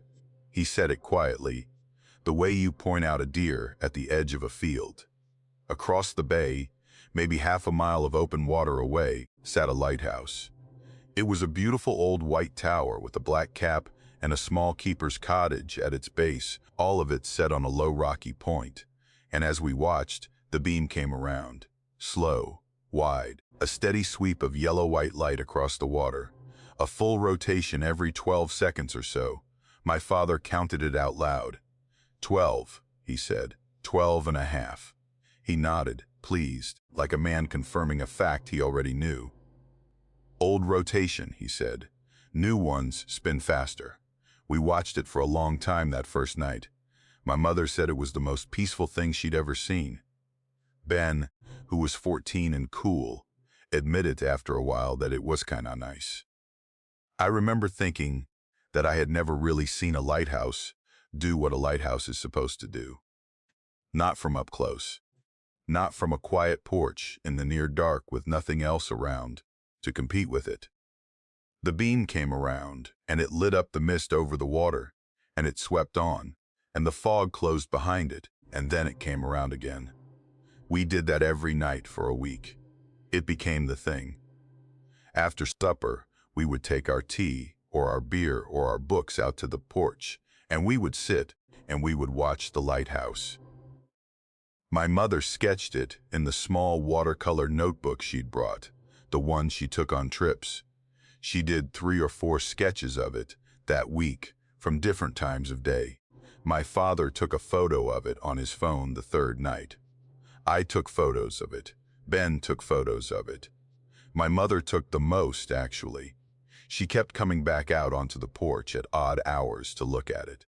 The daytime shots showed a bright white tower against a slate blue sky, small and clean and picturesque. The nighttime shots showed the beam catching the mist, the tower a dark shape against a slightly less dark sky. The yellow light coming out of it in a fan. The lighthouse was, in a way, the trip. When we talked about the vacation later, we would talk about the lighthouse. It was that kind of view. We stayed 6 nights. On the 7th morning, the morning we were leaving, I got up early and loaded the car while everyone else was still finishing coffee. It was foggy that morning, thicker than most of the days had been, the kind of fog that hangs against the ground and makes the world feel smaller than it is. I was hauling my mother's suitcase across the gravel drive when I saw Emmett, the man who owned the property, coming down the path from the main house. He was maybe 70. He walked with a slight limp. He had a mug in his hand. He raised the mug at me. He said, "Good morning." He asked if we'd had a good week. I said we had. I said the place was beautiful. He nodded. He looked out toward the water for a moment, though from where we stood you couldn't see it through the fog. Then he looked back at me and he said, "So, what did you think of the view?" I said the view had been amazing. I said the lighthouse across the bay had been the highlight of the trip. I said my mother had done a whole sketchbook page of it. Emmett did not move for a long second. His face did not really change, but there was a kind of stillness that came into it. He said the lighthouse. I said, yeah, across the bay, on the point, the white one with the black cap. He looked at me for a long time. Then he said, very quietly, "Son, there is no lighthouse across the bay." I laughed. It came out awkward, because you laugh when you don't know what somebody just said to you. I said, "There is. We've been watching it every night. My whole family has. It flashes every 12 seconds. He shook his head slowly. He said, "There is not a lighthouse across the bay." He said there had not been a lighthouse across the bay in more than 100 years. He said there had been one once. His grandfather had been the keeper. He said the tower had burned in November of 1912. He said his grandfather had died in the fire. He said the family had never rebuilt it. He said the point was still there, and you could see the foundation of the keeper's cottage in the grass at low tide. But there was no tower, and there had not been one in over 100 years. I remember, I laughed again, not out of anything else, just because there was nothing else to do with my face. I said, "Well, we saw a lighthouse." I said, "I've got pictures." I got my phone out of my pocket. I opened the photo album. I scrolled to a shot from the 3rd night. It was one of the better ones. The tower was clear, the beam coming out of it, the fog on the water catching the light. I turned the phone around and I showed it to him. Emmett looked at it. He did not take the phone from me. He just looked at it. His face went through a change I do not know how to describe. It was not fear. It was not surprise. It was something like recognition from a very long way off. He said, "May I see the others?" I handed him the phone. He scrolled through my photos slowly. I had maybe 15 shots of the lighthouse. He looked at everyone. When he got to the end of them, he handed the phone back to me. He said, "Wait here." He walked back up the path to the main house. He was gone for maybe 5 minutes. When he came back down, he was carrying a small framed photograph, black and white, old. The frame was wood and the mat was yellowed. He held it out to me. The photograph showed the same lighthouse, the exact same one. from what looked like the exact same angle we had been photographing it from all week. A white tower with a black cap, a small keeper's cottage at its base, Rocky Point in the foreground, water in the background. Emmett said that was taken on November the 14th, 1912. His voice was very steady. He said, "My grandfather is in that photograph." He pointed to a small dark figure at the base of the tower, near the door of the cottage. A man, in the clothes of the time, looking not at the camera, but out at the water. He said the fire was the night of November 15th. He said a lantern got knocked over in the keeper's cottage. He said his grandfather had been asleep. He said the fire had spread through the cottage and up into the base of the tower before anyone could get to it. He said his grandfather had not gotten out.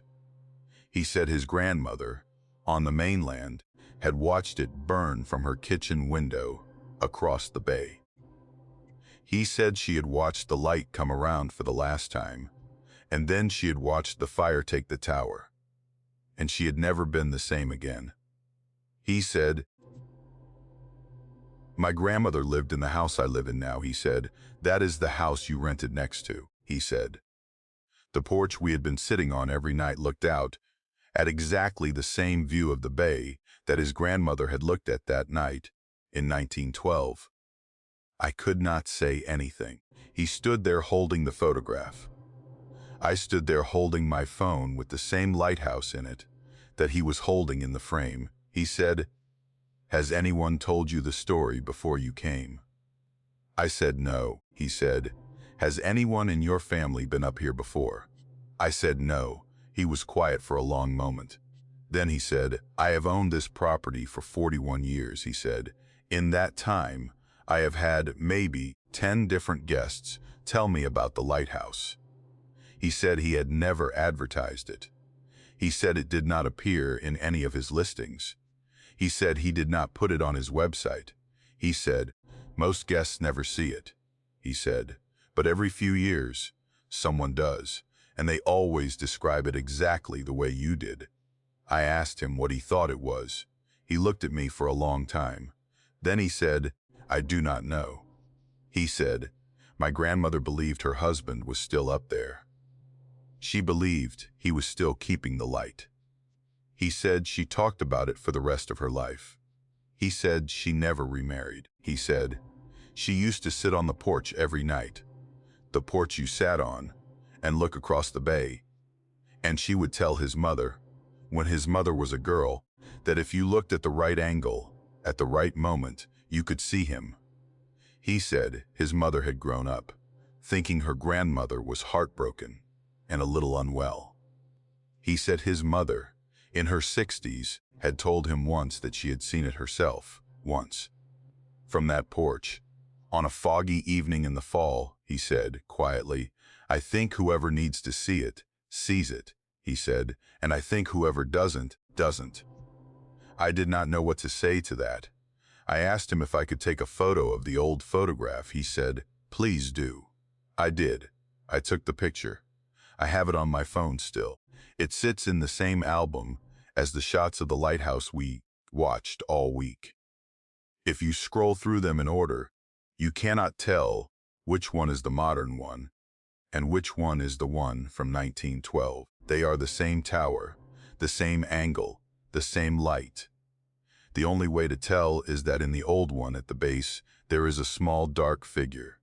My grandfather, Emmett, said, "We drove home that morning. I did not tell my parents right away. I did not tell my brother."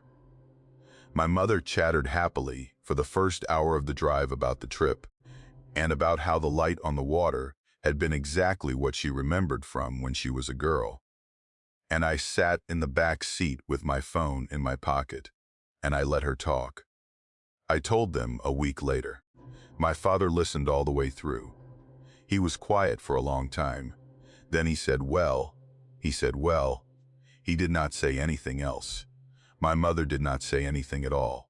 She got up from the kitchen table and went upstairs. She was gone for a while. When she came back down, she had her sketchbook. She sat down at the table, and she opened it to the page with her lighthouse sketch. She looked at it for a long moment. Then she closed the sketchbook. She said, "I don't want to talk about that trip again." She hasn't. Not once. She has never asked to see the picture on my phone. She has never asked what Emmett said in detail. She has never suggested another trip to Maine, and it has been 8 years. And she is the kind of woman who would ordinarily be back at a favorite place within 2 summers.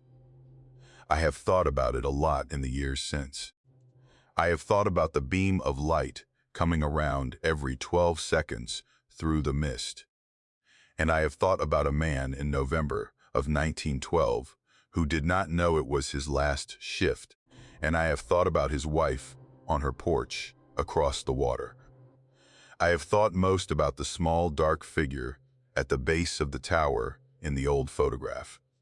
And I have thought, more than once, that on our last night on the porch, when the beam came around slower and closer than it had all week, my mother put down her cup of tea, and she leaned forward against the rail, and she stared at that lighthouse for a very long time, and she did not say what she saw.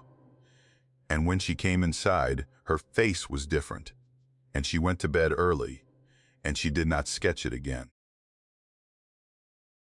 My wife had been the one to push for a beach trip that year. Our son, Caleb, was 8, and she'd said more than once over the spring that he was at the age where a childhood memory would actually stick, and if we were going to give him a beach summer, this was the year to do it. I did not disagree with her. I have thought a lot, in the 14 years since, about how easy it would have been for me to disagree with her. We booked a small rental on a barrier island off the South Carolina coast.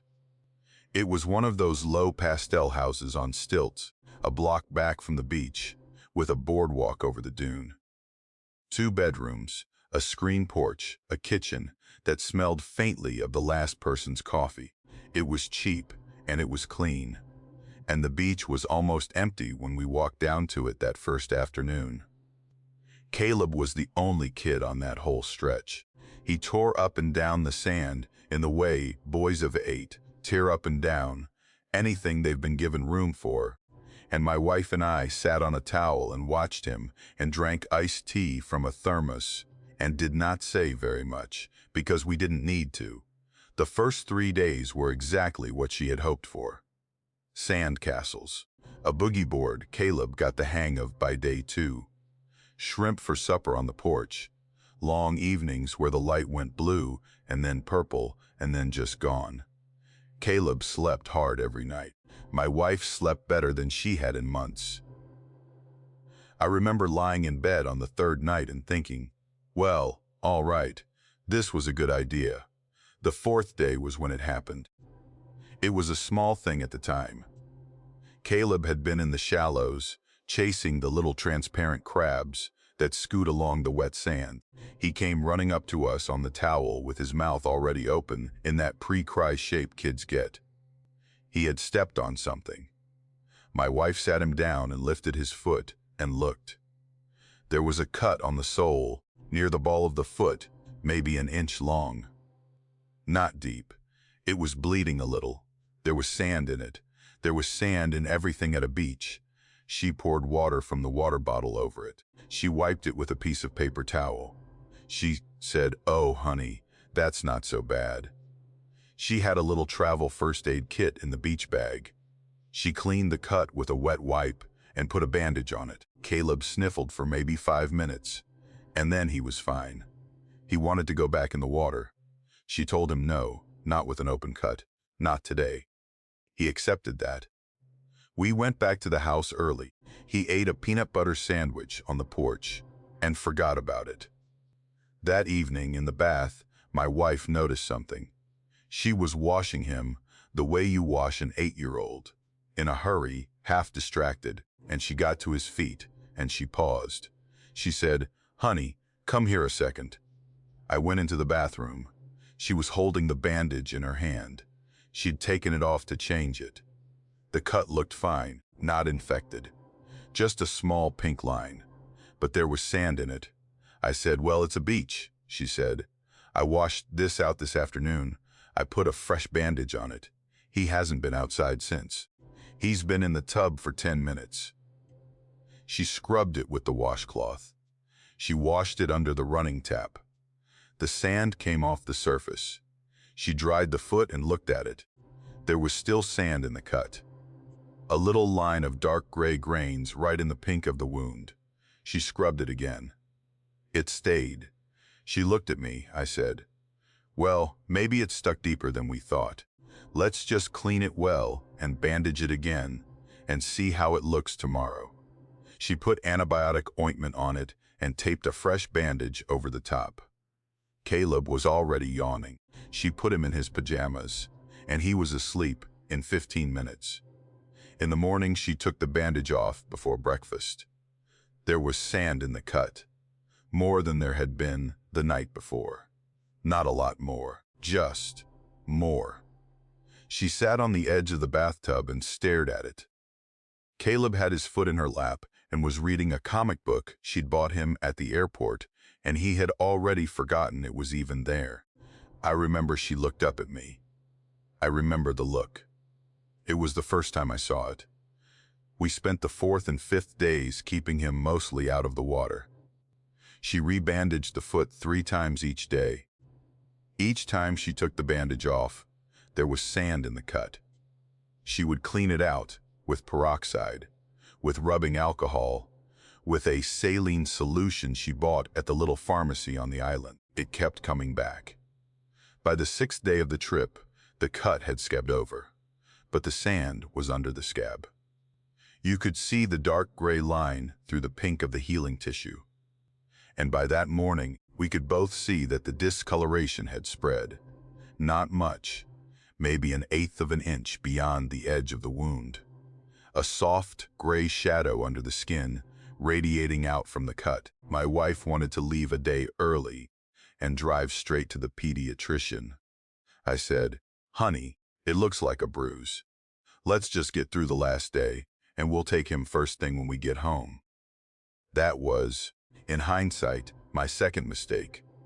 The first was booking the house. We saw our pediatrician the Tuesday after we got home. Dr. Halloran had been our pediatrician since Caleb was born.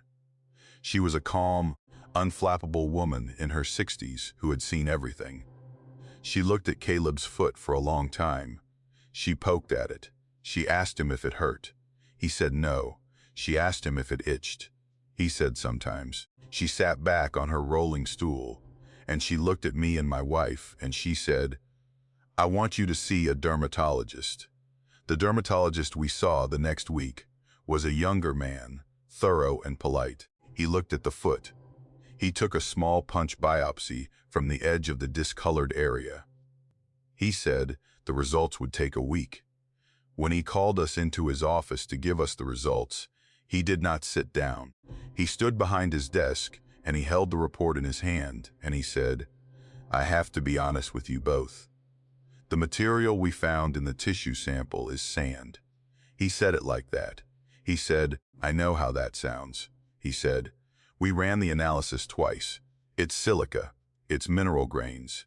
It is, to the best of our ability to determine, sand from a beach." He said he had no idea how it had gotten under the skin at that depth. He said the cut, when he had examined it, had been superficial, he said. The sand should not have been able to enter the tissue at the level we were seeing it. And he said, more quietly, that he did not understand why it appeared to be spreading. He referred us to a specialist at a research hospital 2 hours away. That specialist referred us to another. That specialist referred us to a professor at a university out of state. Over the course of that first year, we saw, I think, 6 doctors. Every one of them ran their own tests. Every one of them confirmed that the material embedded in Caleb's foot was sand. Every one of them told us they had never seen anything like it. Every one of them eventually ran out of things to try. The discoloration reached his ankle by the time he was 9. It reached the middle of his shin by the time he was 10. It moved slowly, an inch or two a year, sometimes stalling for months, and then advancing again with no warning. It never hurt. That was the strange part. Caleb never complained about pain. He said sometimes the skin felt tight. He said sometimes at night he could feel a kind of pressure, like something shifting under the skin in the way you feel your own pulse if you lie very still. But it did not hurt. The skin over the affected area changed slowly too. It stayed intact. It did not break down. It just went a slightly darker gray, and the texture of it, if you ran your finger along it, was a little rougher than the skin around it. Almost gritty. Almost like the finest possible sandpaper. My wife could not touch it. She washed him until he was old enough to bathe himself. And she washed the parts of him that were still him. And she did not touch the gray parts if she could help it. The doctors, over the years, tried everything they could think of. Surgical excision at one point, when Caleb was 11, at a hospital in Baltimore. They removed a small square of tissue from the calf and closed it up. The sand grew back into the closure within 2 months. They stopped trying surgery after that. There were consultations with tropical medicine specialists, with mineralogists, with, at one point, a marine biologist from a university in Florida. Nobody had an answer. By the time Caleb was 13, the discoloration was up to his hip. His left leg was gray from the top of his thigh down. He walked with a slight limp. Not from pain. From the fact that the leg didn't feel entirely like his anymore. He described it that way once, when he was 14, to a therapist we had started him seeing. He said, "It feels like the leg is a shoe I'm wearing." He is 22 now. The gray has crept up his side to just below his rib cage. It has crossed his hip and started up his back on the left side. It is slower now than it used to be, but it has not stopped. The doctors we still see, and there are only 2 now, one at a research hospital in Boston and one at a private practice near us, do not really try to treat it anymore. They document it. They take photographs every 6 months. They measure. They keep records. They are, my wife told me once, publishing a case study, and she said it in a bitter voice I do not want to describe. Caleb himself does not talk about it.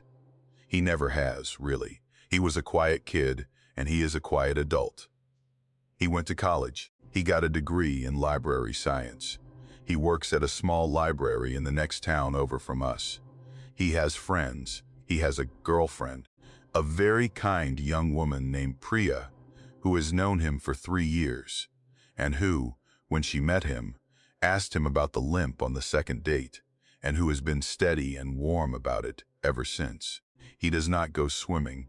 He does not wear shorts. He does not go to the beach. He is one of the gentlest people I know. My wife will not go near the ocean. Not since we left the rental that summer. We have not been to a beach as a family in 14 years. She will not fly over water if she can avoid it. She will not walk on a lake shore in the summer when the sand is warm. She will not touch a bucket of sand at a nephew's sandbox. Her sister took her kids to the Outer Banks 2 summers ago and posted photos, and my wife looked at the photos for a long time and then closed her laptop and did not open it again that day. I have thought a lot in the last 14 years about the 4th afternoon at the rental. I have thought about the little transparent crabs Caleb was chasing. I have thought about the small sharp thing he stepped on that we never found and never looked for. I have thought about whether it was a shell or a piece of broken glass or something else. I have thought about what could have been down there in the sand that we did not see. I looked up the rental once, about 5 years after that trip.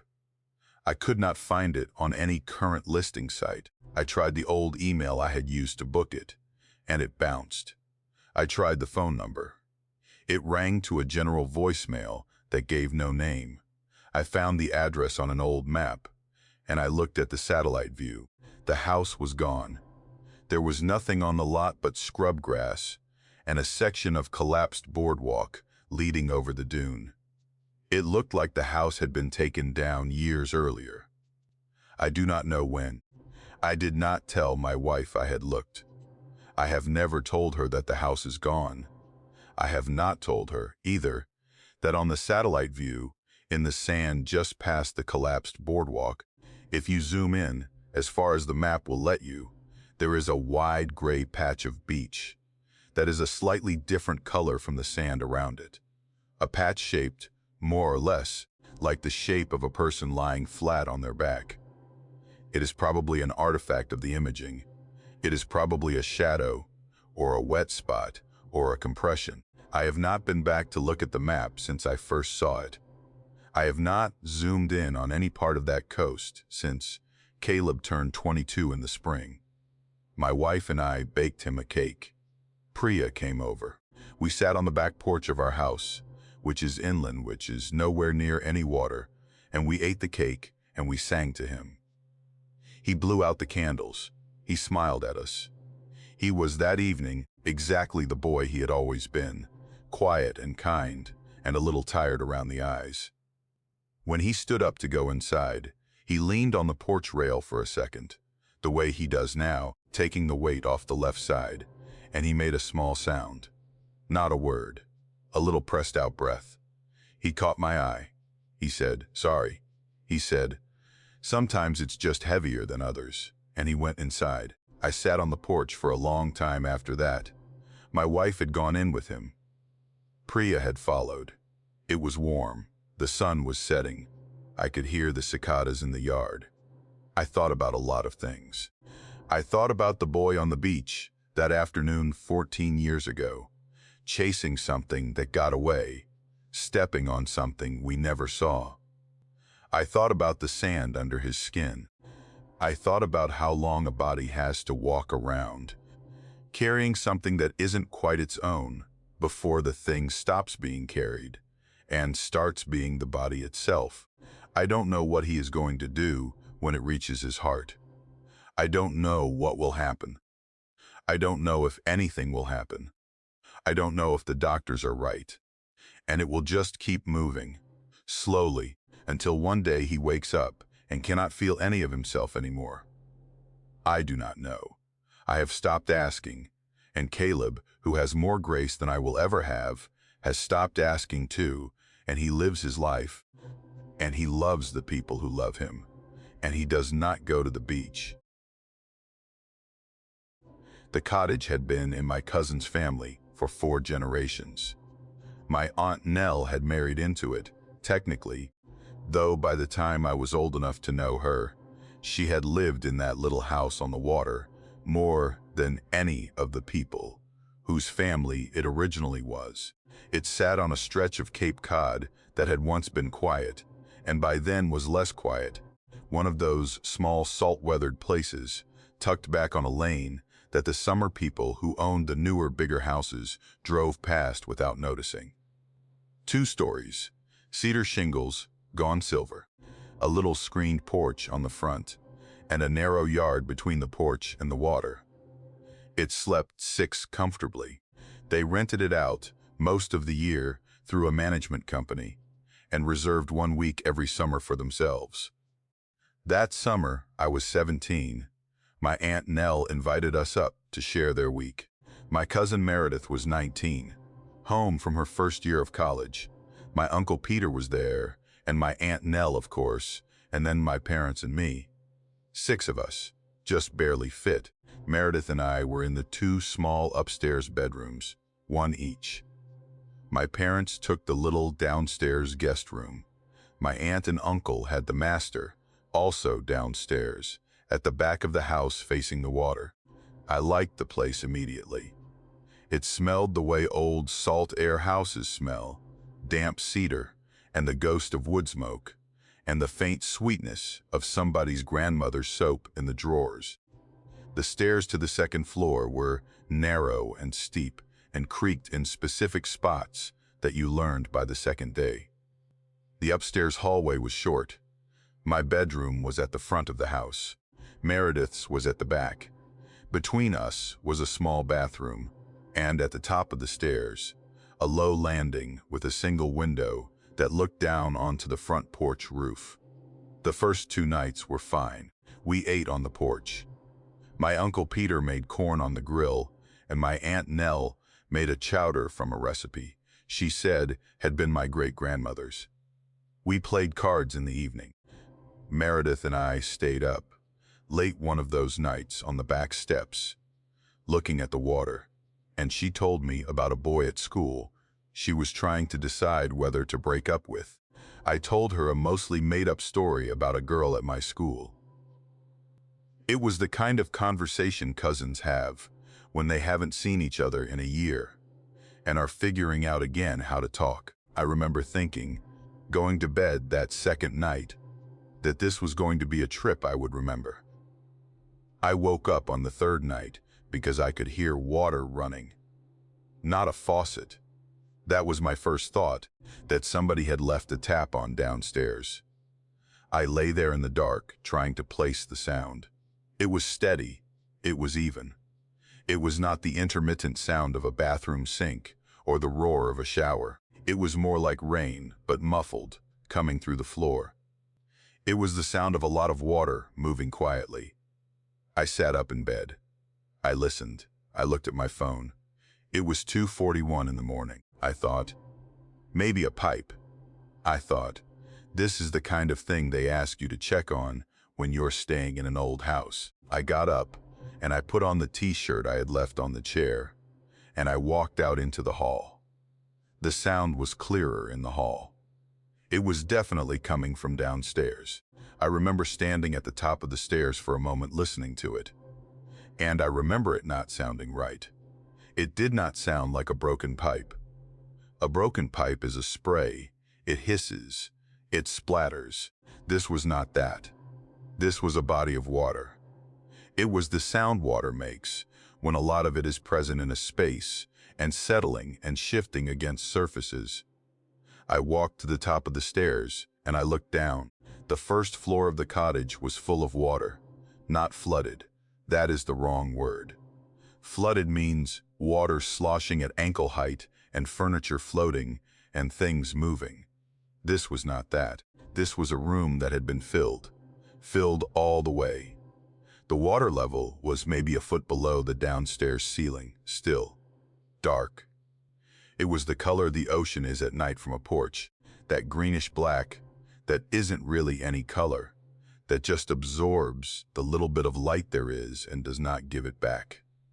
I stood at the top of the stairs. I looked down at the surface of it. It was smooth. There were no ripples, no current, no movement. But the sound of water moving was still there, underneath. I could see the top of the ceiling fan in the living room, the blades just barely below the surface. I could see the top edges of the picture frames on the far wall, the ones with the old photos of the aunts and uncles at the beach in the 1970s. I could see the top of the door frame that led into the kitchen. Everything below those points was under the water. I could see my parents' guest room door. It was closed. The water was over the top of it. It was over the top of it by at least 6 inches. I did not move.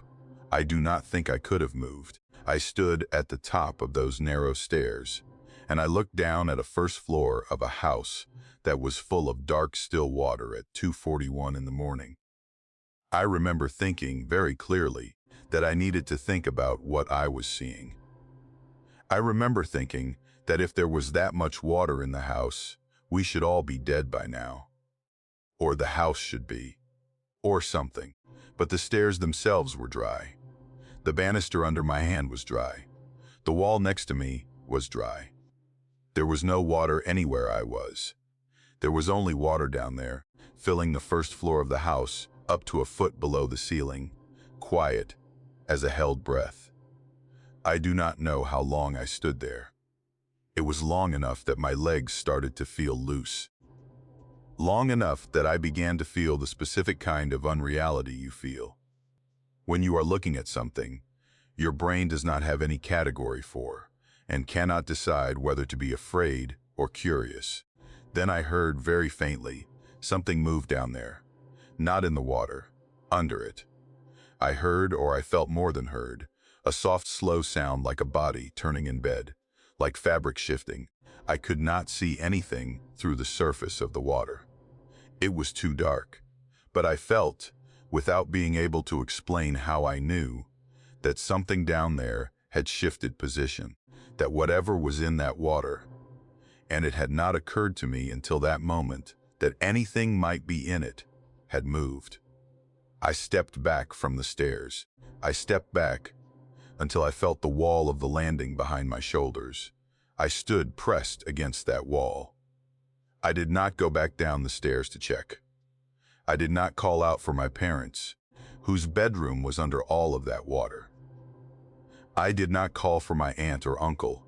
I did not call for Meredith across the hall. I stood pressed against the wall, and I looked at the ceiling of the landing, and I told myself, very slowly in my head, to walk backwards down the hall to my room, and get in bed and pull the covers over my head, and not come out until it was light.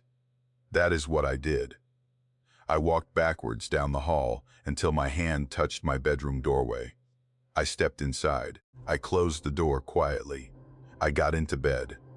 I did not pull the covers over my head, because at 17 I still had enough pride not to do that, but I lay on my back and I did not move, and I looked at the ceiling and I listened.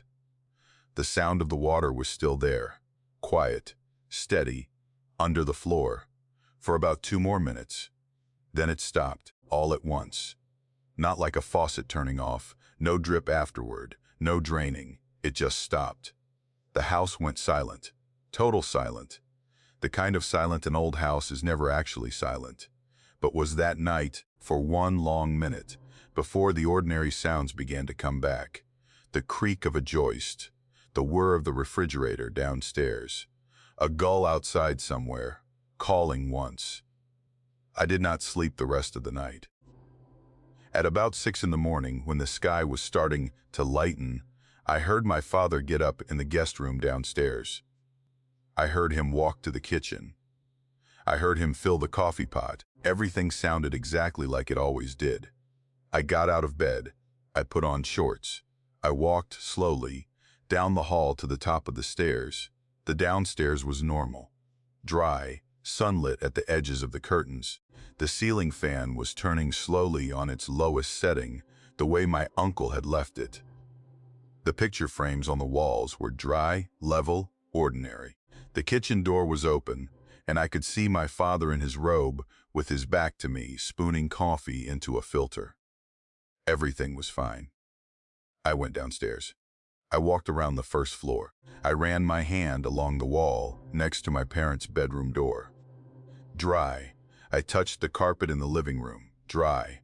I looked at the frames of the picture on the wall for any waterline, any residue, anything, nothing. Not a mark, not a smell, not a hint of dampness anywhere. My father saw me and gave me a nod and said, "Sleep okay?" I said, "Yeah, more or less." He said, "Want a cup?" I said, "Sure." I did not tell him. I did not tell anyone at breakfast. I sat at the table and I ate scrambled eggs, and I laughed at something my uncle said, and I looked at Meredith across the table. And Meredith did not look at me.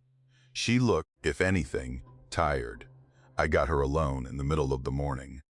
She was down at the little wooden bench by the water sketching in a notebook. I sat down next to her.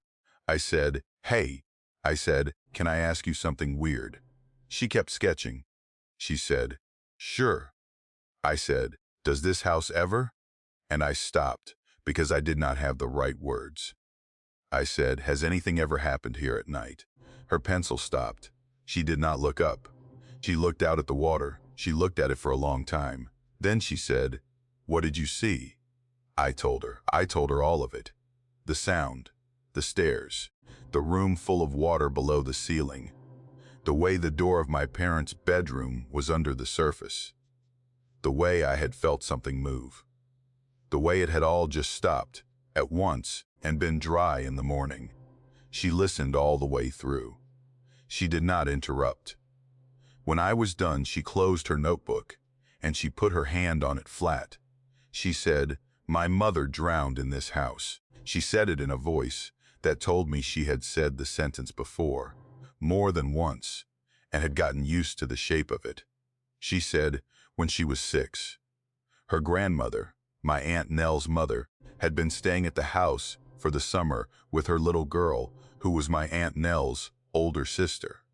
She said, my mother, meaning her mother, hadn't been born yet. She said the little girl, my aunt's sister, had gotten up in the middle of the night to use the bathroom. She had been 6. The stairs were steep. She had fallen. She had knocked herself out at the bottom of the stairs. It had happened during a nor'easter. The storm had come up in the middle of the night. The tide had come up higher than anyone had predicted. It had flooded the first floor of the cottage. My Aunt Nell's mother had been asleep in the master bedroom, downstairs. She had woken up in water. She had made it out through a window. The little girl had not made it out. They had found her in the morning at the bottom of the stairs, where she had been the whole time. Meredith said, my grandmother never really recovered from it. She had my Aunt Nell about 4 years later. She had my mother 8 years after that. She kept the cottage. She said it was because it had been her husband's family's cottage. But we all knew why she kept it. She said, some nights, my mother told me, when she was a girl staying at the cottage in the summer, she would hear water running downstairs in the middle of the night. She said her mother told her, one time, if that ever happens, do not go downstairs. She said, my mother told me the same thing when I was little. She said my mother never explained what she meant. She said she just said it. Do not go downstairs. She said, my mother told me, she thinks her sister is still down there. She thinks, sometimes at night, her sister is still trying to walk up the stairs to the bathroom, and she cannot, because the water is in the way. Meredith opened her notebook again. She looked at the page. She said quietly, I have heard the water twice in my life. I have never looked. I have never gone to the top of the stairs. I do not know what would have happened if I had. She said, I am not sure I want to know what you saw. I stayed the rest of the week. I did not hear the water again. I did not go downstairs after dark. I used the bathroom upstairs. When I got up in the night for anything, I did not go to the top of the stairs. I did not look. On the last morning, I hugged Meredith, and I hugged my Aunt Nell, and my Uncle Peter and I got in the car with my parents, and we drove home. I have not been back to the cottage. Meredith stopped going about 4 years after that trip. My Aunt Nell rented it out full-time in her 70s, and then finally sold it during the pandemic, at a price my father said was too low, to a couple from Boston who wanted it as a second home. Meredith called me the day the sale went through. She was very quiet on the phone. She said, well, that's that. She said, I hope they never hear it. I hope so too. I hope sometimes, on quiet nights of my own, that whatever was in the water on that third night is done now, that the little girl who fell at the bottom of the stairs in the storm of 1954 has finally gotten to the bathroom, that she is not, still, trying to make her way up in the dark. But I do not know. I do not know if it works like that. I do not know if the new couple has been told any of it. I do not know if they will hear the water. I do not know, honestly, what I would say to them if they called me and asked. I have thought sometimes that I should have gone downstairs, that I should have walked down those stairs into the water, that I should have looked. That is not because I want to know what I would have found. It is because Meredith's mother, before she died, told her once that sometimes, when she was a little girl staying at the cottage, she would hear a voice under the water calling her name. She had never gone. She had done what her mother told her. She had not gone downstairs. And she had told Meredith, on her deathbed, that she was not sure she had done the right thing. Because sometimes, at the end of her life, she thought her sister had only wanted somebody to sit with her. My mother is not a woman who throws things away. That is the first thing to understand. She is not a hoarder. She is not one of those people whose closets are full of newspapers from 1994. She just keeps what she keeps. And once a thing has a place in her house, it lives there forever. 2 summers ago, when my father had been gone about a year, I drove up on a Saturday to help her clean out the closet in what had been my parents' bedroom. She had been sleeping in the guest room since he died. She could not, she said, sleep in that bed. She wanted to turn the master into something else. A sewing room, maybe. A little library. First, she said, we needed to go through the closet. The closet was as I had expected. My father's suits, still on their hangers, smelling faintly of the cedar chips my mother had put on the shelves years ago. His shoes lined up on the floor. His folded sweaters on the top shelf, some of them from before I was born. My mother cried a little at the beginning. Then she got quiet and businesslike, the way she does when something is going to hurt if she stops moving. We sorted for hours. Keep, donate, trash. 2 garbage bags for the donation pile, 1 for trash. At the back of the closet on the very top shelf, behind a box of my father's old ties, there was a photo album. My mother pulled it down and blew the dust off the front of it. She looked at the cover for a moment. She said, "Oh," she said, "I forgot this was up here." The cover said, in her handwriting, Florida, and then a year. It was a year 20 years earlier. I would have been 10 that summer. My sister Hannah would have been 13. We sat down on the floor of the bedroom with our backs against the bed. My mother put the album across both our laps. She said, "Do you remember this trip?" I said, "Kind of." I said I remembered a pool. I remembered a seafood place with a big fake shark on the wall. I remembered fighting with Hannah about a Game Boy on the drive down. She laughed a little. She said, "That sounds like Hannah." She opened the album. The first few pages were exactly what I remembered. The first page had the 4 of us in front of the rental car in our driveway back home, packed up and ready to go. My father with his sunglasses pushed up on his head, my mother with her hand on my shoulder, Hannah with the sulky face of a 13-year-old being made to pose for a picture, me squinting into the sun. Then the drive down, a shot of a Waffle House, signed somewhere in South Carolina, my father grinning in the driver's seat. Then the arrival, the rental house, a modest 1-story place in a beige stucco. Us on the front step with the key, us on the small back porch, us at the pool at the little community center down the road. My mother turned the pages slowly. She smiled at some of them. She said, "Oh, look at your father." She said, "Look at how little you were." She said, Hannah was already so pretty. Ordinary album talk. Ordinary memories. Then, about halfway through the album, on a page with 2 beach shots on it, she paused. The top photo showed the 4 of us on the sand. Hannah and I were building something out of a bucket. My father was standing behind us with his hands on his hips. My mother, who was taking the picture, was not in the shot.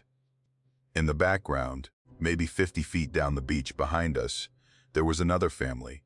A man in a red t-shirt, a woman in a blue swimsuit, a boy about my age, a girl about Hannah's age. They were standing in a rough group, facing the camera, not doing anything in particular.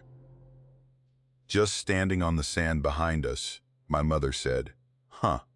She looked at the photo. Then she looked at the one below it, which was another beach shot, taken later in the day. My father and me kneeling by a sandcastle. In the background, farther down the beach this time, was the same family. Same man in the red t-shirt, same woman in the blue swimsuit, same 2 kids, facing the camera, just standing there.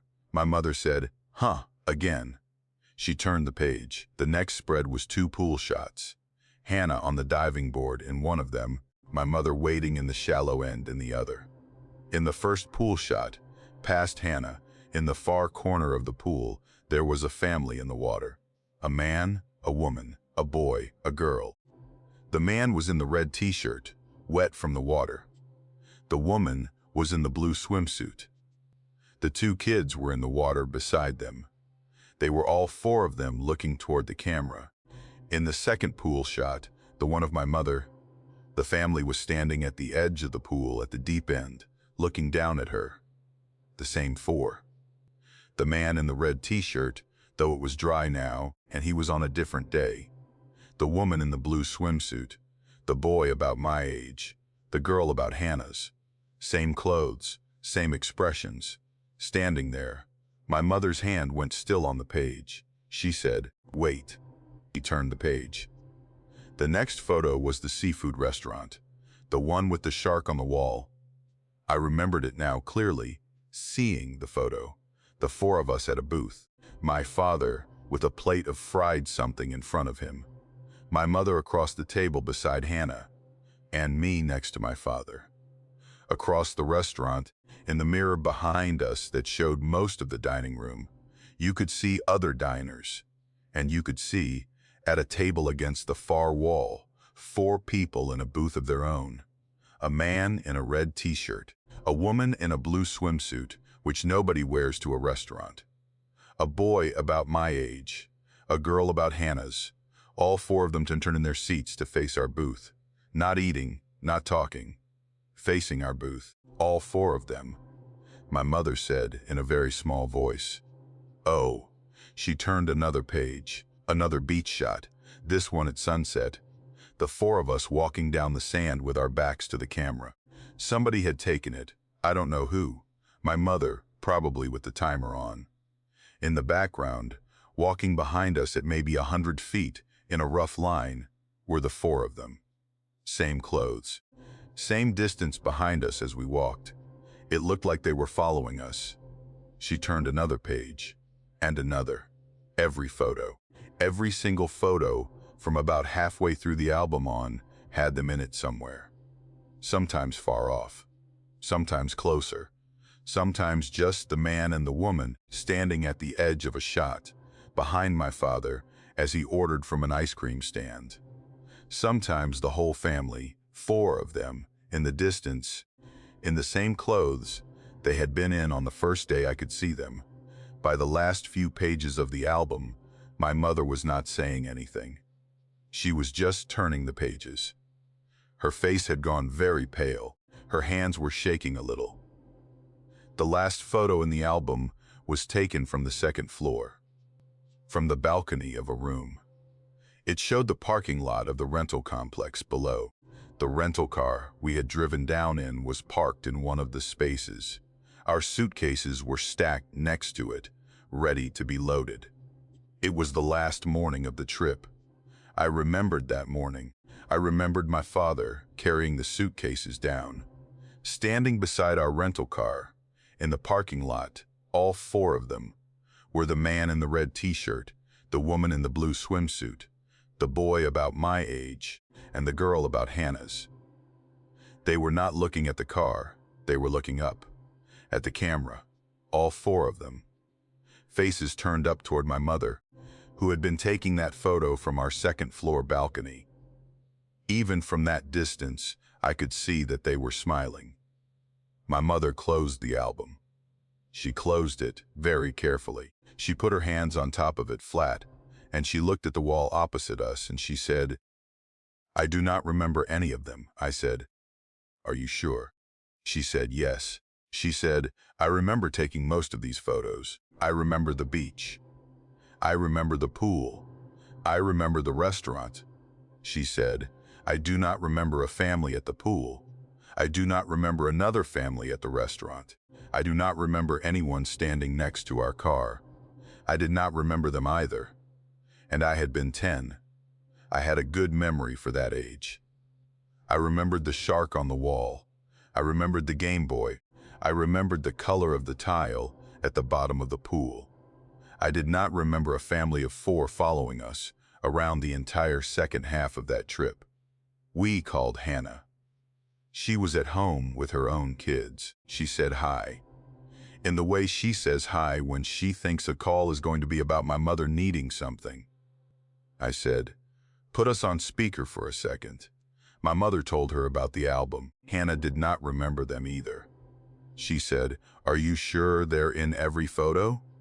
I said, "We are looking at them right now." She was quiet on the other end of the line. She said, "Take pictures of the pages and send them to me." My mother did. Hannah called back 20 minutes later. She said, "I don't understand." She said, "I remember that trip. I do not remember any of these people. We would have asked my father. My father would have been the person to ask about this. He was a detailed person. He had a memory like a filing cabinet. But my father had died 14 months earlier of a heart attack in the driveway of my parents' house, and we could not ask him anything anymore." My mother did remember one thing. She remembered it later that evening. We were sitting at her kitchen table drinking tea, the album on the counter turned face down, so we did not have to look at it. She had been staring into her cup for a long time. Then she said, "Oh," she said, "I remember something." She said, at the beginning of that trip, when we got there, when we went to the rental office to pick up the key, there had been another family in line ahead of us at the check-in desk. She remembered because they had been arguing with the clerk. Quietly, but arguing. A man and a woman with 2 children. The children had been standing behind them, tired from a long drive, she said. The clerk had been very patient.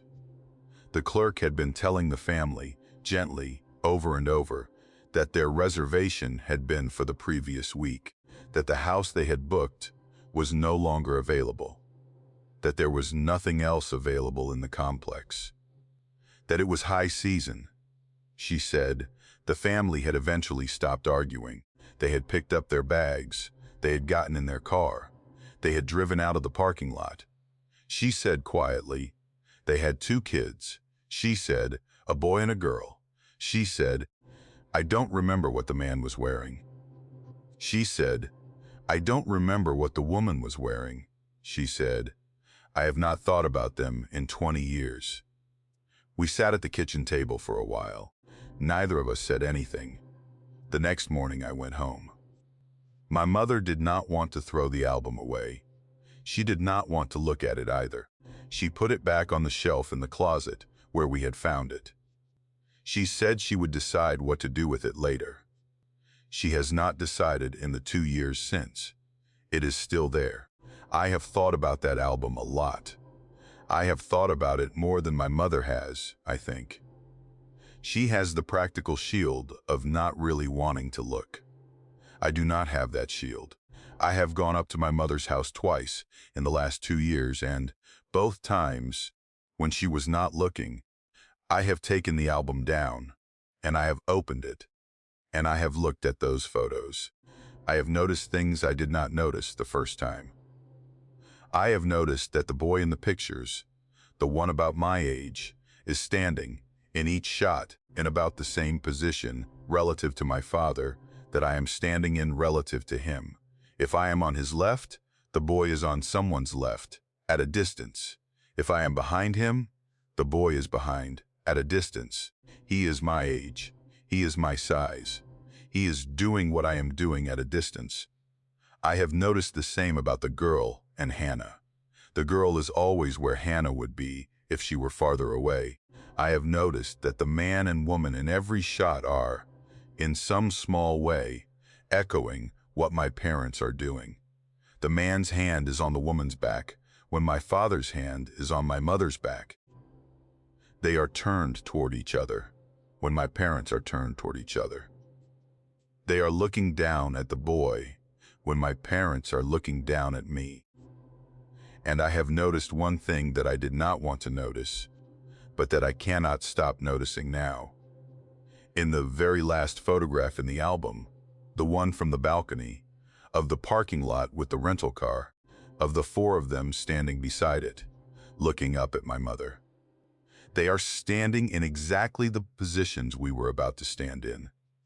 5 minutes later, when we came down and loaded the car and left, my mother by the trunk with a bag, my father by the driver's side door with the keys, me between them by the passenger door, waiting to get in, Hannah at the rear passenger door, thumbing the handle. That is exactly where the four of them were standing. In the shot my mother took from the balcony, in the same order, in the same positions. Before we had come down, before we had loaded the car, as if they had known where we were going to be. As if they had been waiting to take our places. As if, once we had driven away, they had been ready to slide into the space that had, until that morning, been ours. I have not shown my mother any of this. She has enough, and I do not know what I would say to her. I do not know what I would want her to do. Because if I am right, then the family in that album is not a mystery of some kind of photograph glitch. They are the family that was supposed to have been there that week. The one that got turned away from the desk.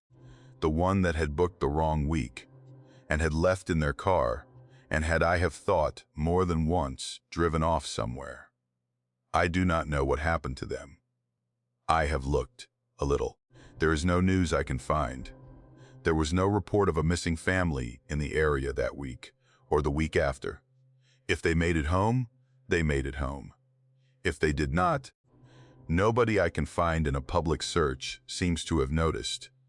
But they are in every photo of my family's vacation from that summer, standing in our positions at a distance, watching us, following us, waiting. And on the last morning, they are next to our car in the parking lot, looking up at the woman who took the trip that they had planned to take. And I do not know, in the 22 years since, whether they ever went home at all, or whether they went somewhere else, or whether they are still there.